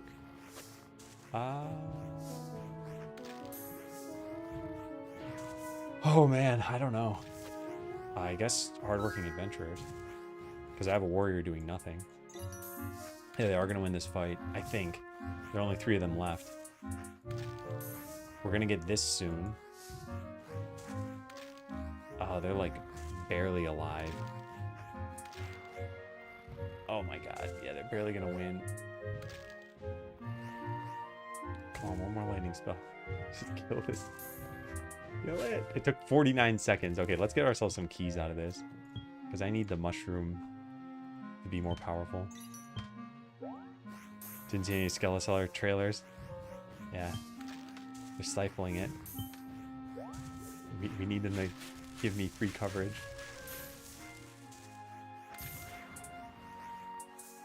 Alright, what is this? 14 seconds? Yeah, let's just let it run. None of these are great, so I'm going to actually re-roll here. Oh, that's pretty good. Alright, let's get these. Alright, mushroom, more powerful. And the paladin and the cleric, but we don't have the paladin or the cleric.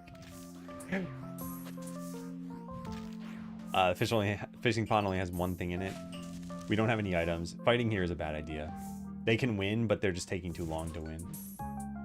Although that did give me a ton of loot. So let's actually have them process loot for a little bit. No, that's a dumb idea. Let's send them here. Alright, so stock every single shop. and ditch some of those things. And put the rest into here. I gotta afford a treasure chest. 2 treasure chests. And let's... I really should be looking at the contents of the chest before just putting those in. Battle perk. Oh, it's all terrible. Let's get an adventurer. No, come on. Terrible, terrible choices. Oh man, fine. Just send you idiots into there.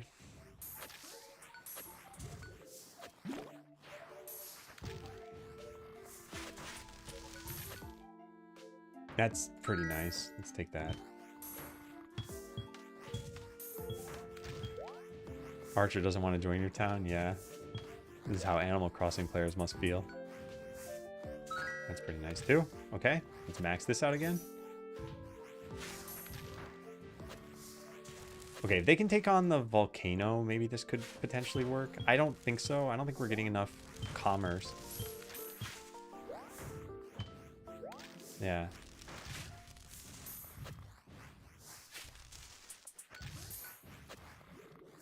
I guess we take this. It's not very good either.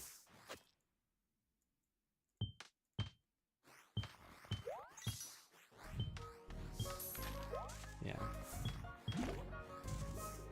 Built a slum on my island, complete with the barrel fire decorations for all the ugly animals like Rocket. Wow. You offended so many people with one message. Alright, we're getting the archer here. Okay, never mind. No, we're not. Alright, none of that matters. Well, let's send them into the volcano. They should be able to win that. They're just terrible enough to win. Actually, I should keep that on. Let's dump that stuff.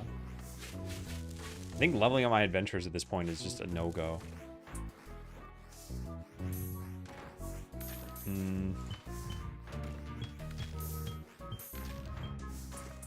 We get another town perk.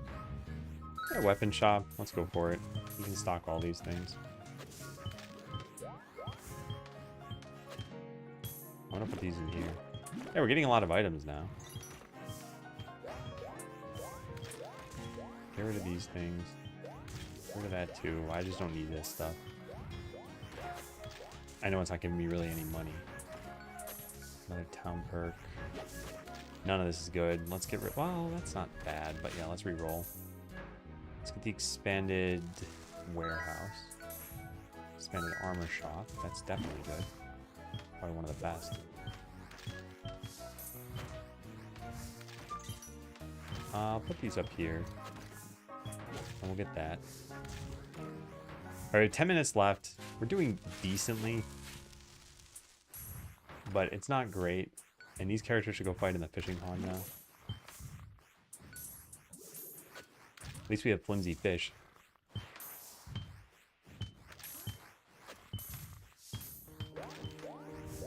Okay, turn that off for a sec. Get another town perk. Glowy fish is pretty good.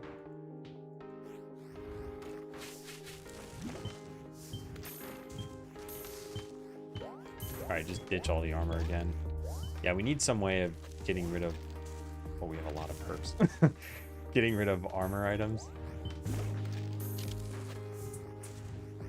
I'll buy one more of these, but I don't think this is really all that helpful.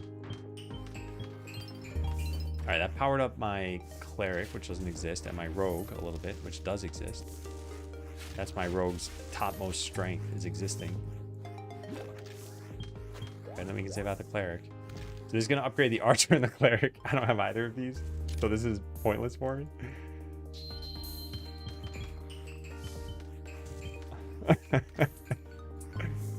Oh no.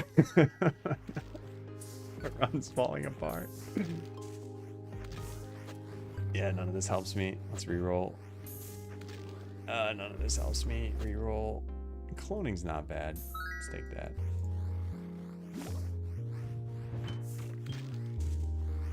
I need customers to move faster. That's what I should do.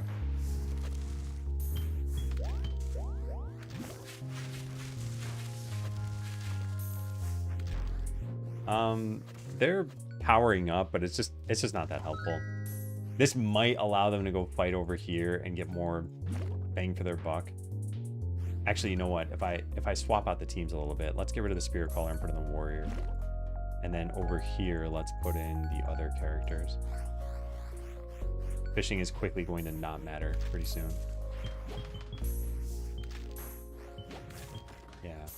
Then we should turn this back on. I think they'll be able to win faster. At least faster than 40 seconds or something. I don't have space in my shop for this. I don't even know if getting another treasure chest is good. I could hire the archer. I think it's a guarantee at this point. That's pretty good. Let's take that. It's also pretty nice. Yeah, let's take it. Because I just need them to buy stuff. Oh, yeah. 33 seconds. Okay, we can do this. Let's put these in there and get all of the crops and the fish.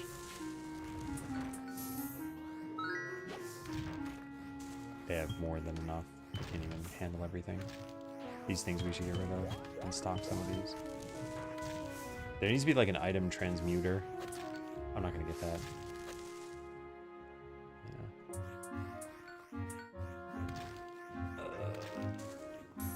Probably that, yeah.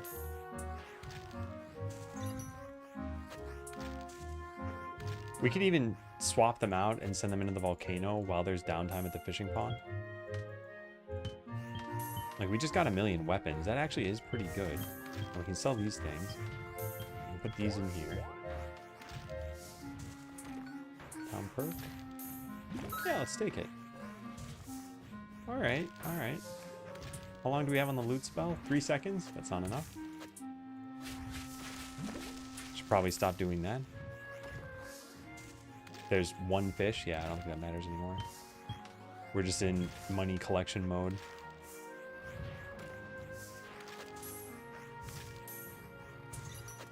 Okay, nice. Yeah, we definitely lose. I don't think we can collect 1,000 gold per minute. So I guess I'll let this run kind of fizzle out here.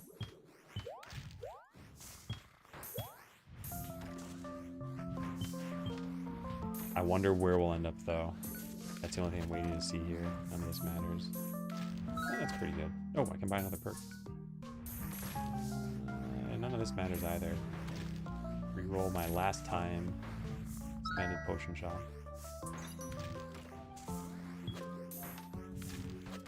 Do I have too many armor.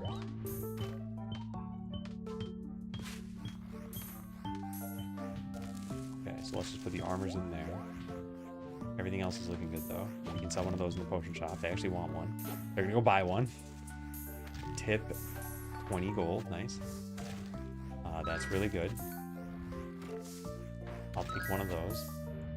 Whoops.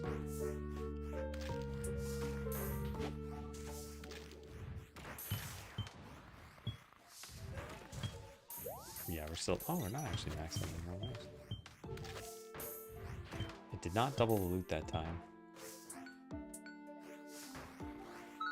Okay, if anything were going to let me win, it'd be this combination of things. And I don't think this combination of things is working. Rogue and mushroom, that's actually pretty good.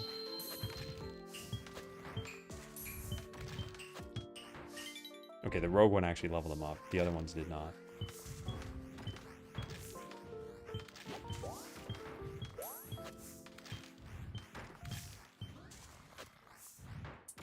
I might as well get these. It's not enough. I'm only at 35.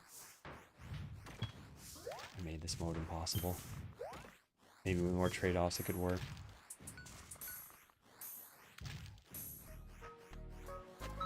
That one? Yeah. Alright, well, we've almost maxed out the shops. They want a bow. We've gotten a lot of town perks. 4 minutes remaining. So close to being possible. I just don't think it's possible.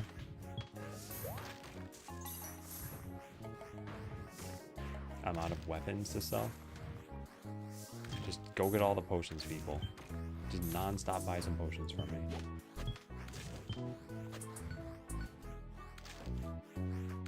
Oh, that's good.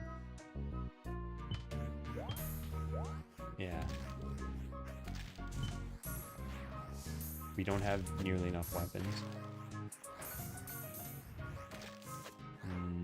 That. Yeah. Okay, all the weapons we can put in. Put them in. Sell these to the slime. They offer quite a premium. Selling a lot of potions. It's close to possible. It just isn't. And shiny loot just stopped working. At least on the weapons. I could re-roll this, but we might as well just go for the warehouse. I should be maximizing the slime's hunger here. I'm not doing that. So close. Oh, nice. Yeah, so close. Finish this battle, double the loot. Come on, get double. Nice. Okay, so now we can stock up all that stuff.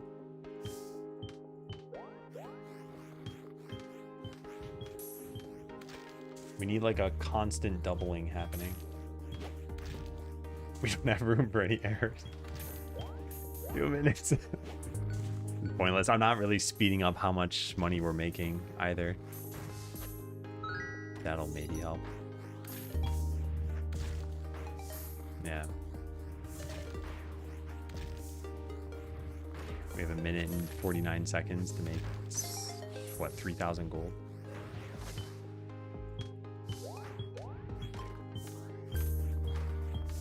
So close. So yeah, I think having some more choices toward the end, like, I've kind of seen all of the perks at this point, and I just don't need half of them. So I think having more perks would be good. I think that having a couple more like high-level strategies would also be good. But I think we're on the right track. I also think that trade-off thing was kind of run-defining. It let me go farther than I would have been able to go. So I do like the trade-off things too. I think they're going to work well. Okay, that's nice. That's also really nice. We have 1 minute left, so as many items as we can sell. And this isn't enough to make enough money. But whatever. We tried. We tried. We got a lot of this too. Oh, man.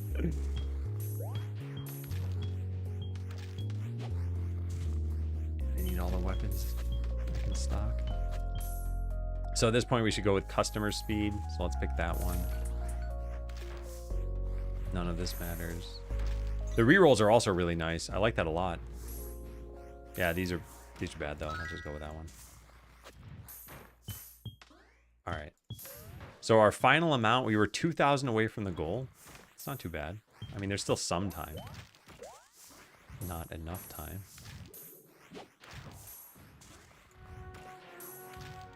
And we can afford some more town perks. None of these are good. None of these are good. Yeah, I think we've gotten all the commerce ones. So there definitely should be more of those kinds of perks. Sell this and this. And that's it. Okay. So we were 1,519 gold away.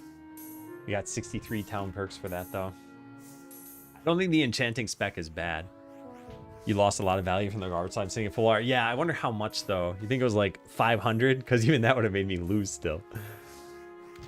But I think as we add more perks in, I think this will naturally get a little bit easier.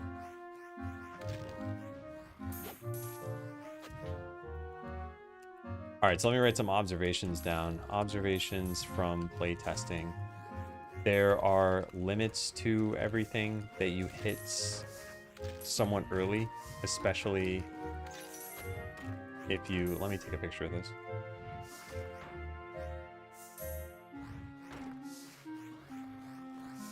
Especially if you get like 60 plus town perks. I played on enchanting. Probably write that in here. Very hard. Yeah, the rerolls are awesome. Yeah, rerolls and the trade-off choices felt great. Yeah, limits you hit early. So I would like more perk variety.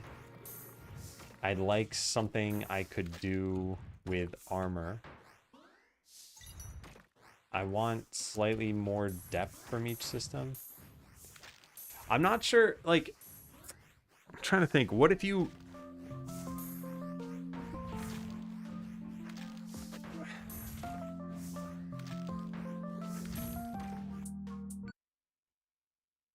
What if you could pay for rare perks or something?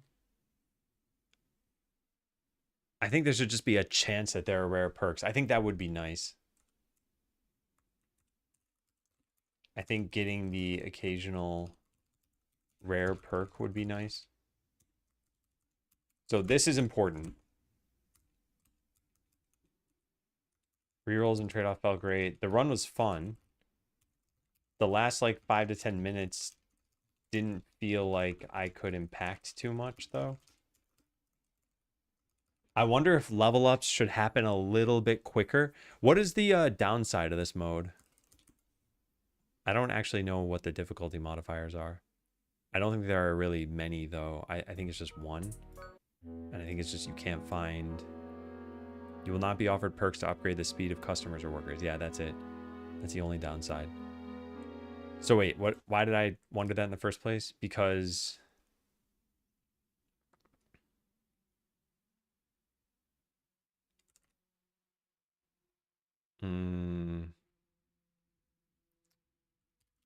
Yeah, I'd maxed out shiny loot.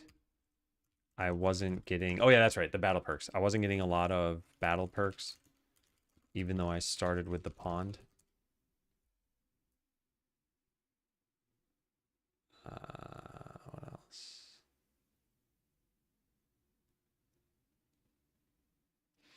Like, I kind of wonder if we should make battle perks more frequent. The farm just takes a lot of upgrades before it's actually online. Yeah. Siletics, you didn't need to gift any subs. I feel bad. I didn't win the challenge. I don't deserve half as many as you said if I'd won. It's all or nothing, but thank you. I appreciate it. Welcome, new subs. Didn't feel like you interacted with the enchanter much. I know the buff helped a lot, but the lack of interaction feels disappointing. I actually don't think the interaction is a downside. I did interact with it, and I sometimes was casting specific spells or trying to time them correctly.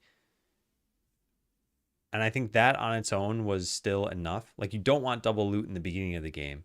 You want to make your customers go faster in the beginning. But then at some point, you do need double loot. In fact, that's all you really need. And at the very end of the game, you just need customers to move faster to try to buy all the stuff you already have in your shops. So, yeah, it was still interesting. And I think having more perks would be fun too, or more spells. I didn't mean to twist your arm. Yeah, so I wasn't getting a lot of battle perks. I wonder if battle perks should be cheaper and potentially slightly less effective.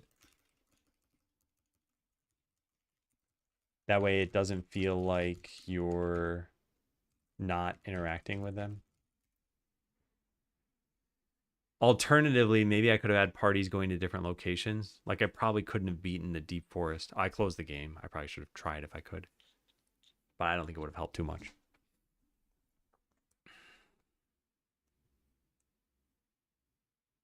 Yeah, so pretty much it just boils down to more perk variety. And in that particular case, if I just lowered the amount of money you had to get to 8,500, it would definitely be possible. That's like one more item sale. We could probably even lower to 9,000. It would be possible. But I think 10,000 might be impossible, or it might require a lot of luck. I guess with enough luck, you could always do it.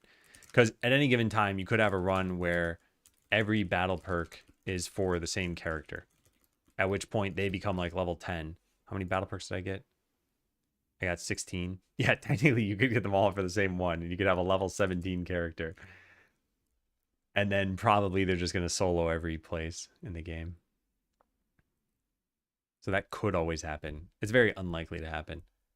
But still, even just kind of stacking them on like 3-4 characters. And with the +1 adventure, I could have stacked them on 5 characters. I just got pretty unlucky.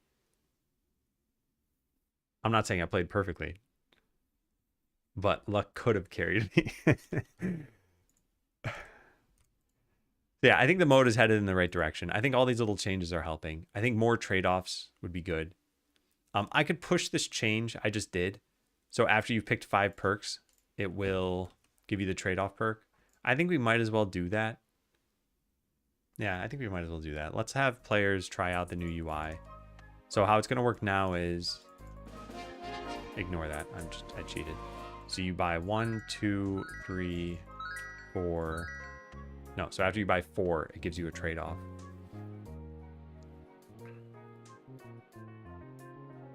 And these aren't 1-to-1. Like getting different adventurer limits, -1 adventurer per battle, just so you can have more farm crops. Actually, maybe that's fine. I don't know. And I wonder if 5% more income would have helped. If I had still been able to get 8,500, which I wouldn't have been able to, then times 1.05 would have been... Yeah, I would have been... Maybe if I'd also used the garbage slam to the maximum, I might have been at like 9,400. It might be possible. Maybe even this would have made it more possible. Enemy power and health. Yeah, let's push this. Let's push this indeed.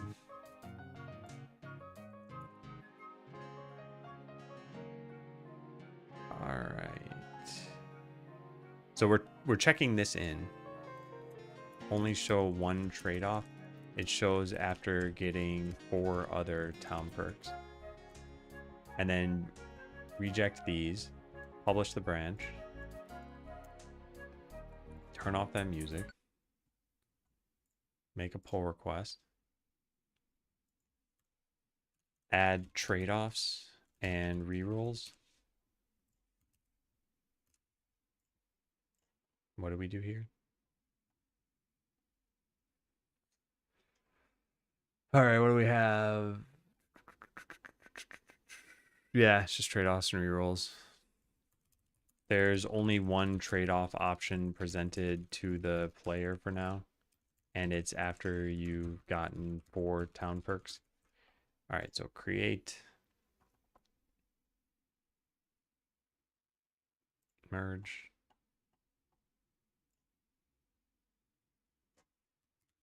All right, let's go publish. Probably need to click this. Close out all those things. Delete all that. Oh, you run the game once. Oh, I guess I'll do it as part of the release tool. Nah, that sounds stupid. Let's just build.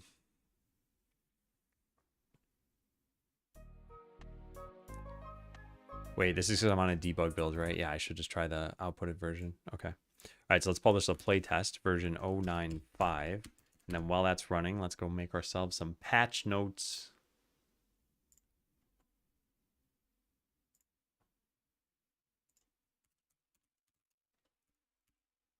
All right, 095 launched on this Unix time. All right, these are all for challenge mode. So what do we do here? We did more than what I just looked at. We also merged some other PRs.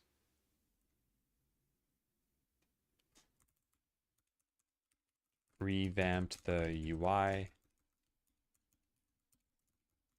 The look and feel is much nicer of the main UI. And regrouped some of the tabs to make the main set of tabs. Yeah, just regroup some of the tabs.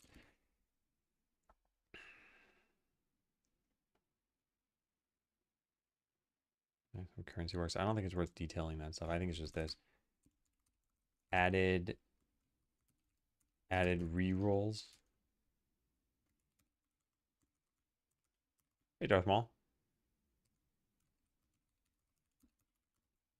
You get 1 token every, or one reroll every 5 perks. Every 5 perks that you purchase. Added a trade-off choice. After choosing 4 town perks, you'll be presented with a trade-off option.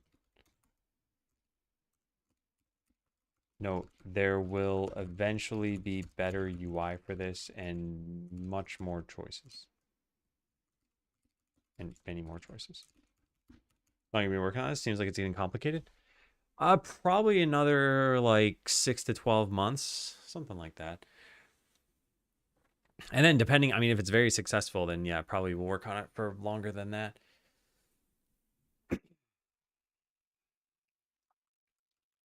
Are minor changes? I don't think there's anything else that's even minor here.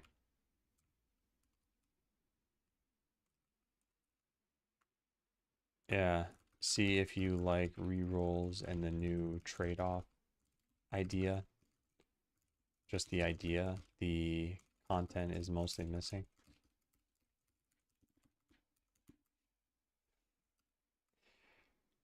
Okay, anything else we want to write there?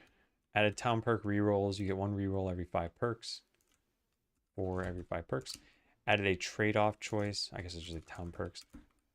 After choosing 4 town perks, you'll be presented with a trade-off option. Each one has a positive and negative, a positive effect and a negative effect.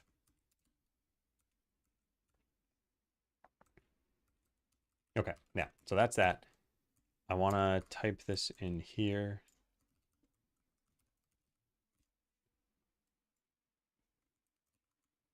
But it's not actually live yet because we need to upload it to Steam.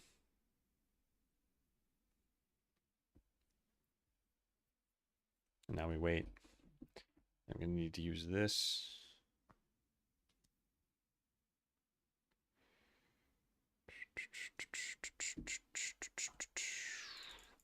This is what, 095, I think?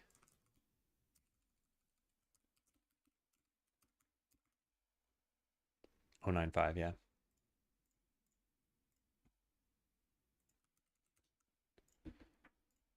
Okay.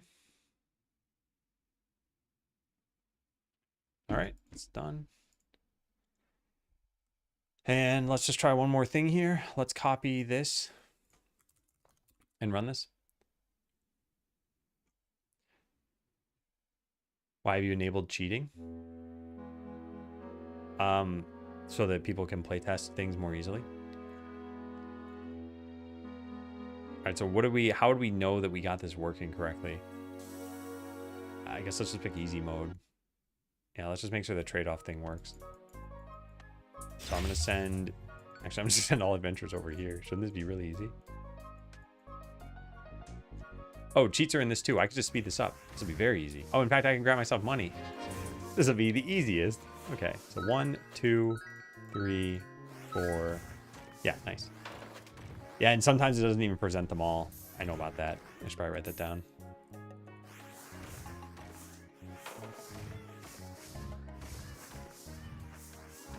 Sometimes you'll only get 2 choices.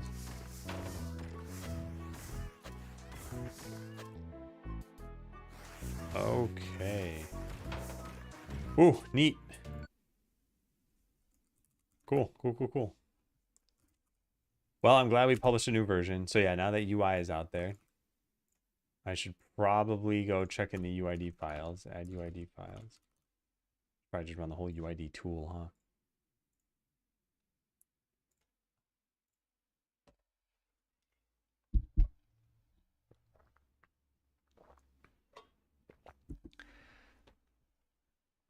Man. Yeah, it's nice that this is going in the right direction. I think more perks would be great. And we're probably at the point where I need to spend like 2 or 3 full days just adding perks or tweaking values or balancing or something. So maybe we focus on playtesting tomorrow. Not sure. 1 hard mode and adventuring just in time. It's cool that there are some just in time wins, right? Like, I'm impressed that that can even be the case. So good job.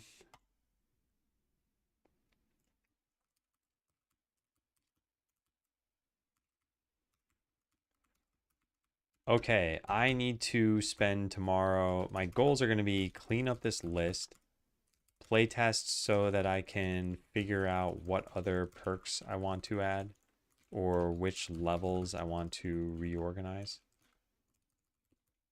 Like one of the things I kind of wonder about is the farm right now goes from 4 to 9 to 16 to 25 plots.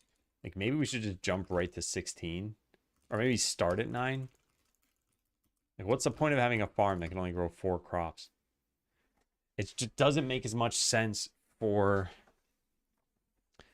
a condensed game mode.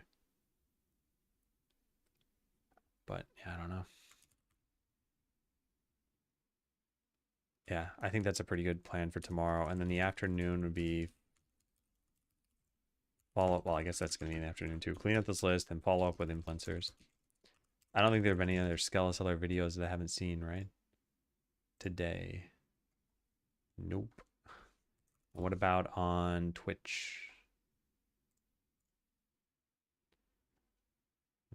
Nope.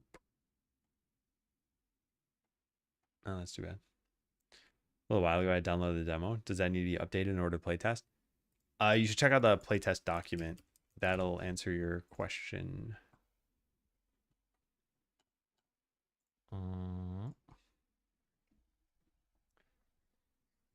Because you need to get access to the playtest first. So your demo version you have, unless I gave you a key. I don't think I did though. And I don't have anything against giving you a key, but it's not even the same version. It's not even the same game, I mean, on Steam. All right, well, cool. We got our everything done. I'm gonna go raid somebody.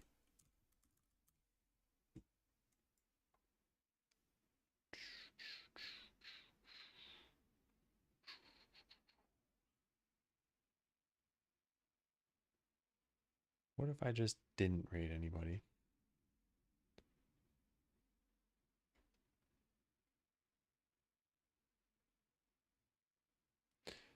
Let's raid Hey Vintage.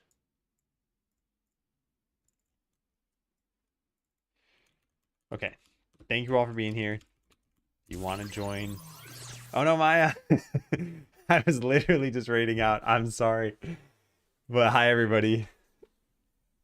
Yeah, thank you for the raid. I appreciate it. Now is generally bad timing if you ever want me to stay online. So I'm sorry, but yeah. All right, yeah, we're gonna go over to Hey Vintage's stream. Like I said, if you want to join Discord, there's the link. If you want to try the demo, there's the link on Steam. I'm gonna get going for now. So sorry, Maya. Take care, everybody. Thanks for being here. And I'll be back tomorrow morning.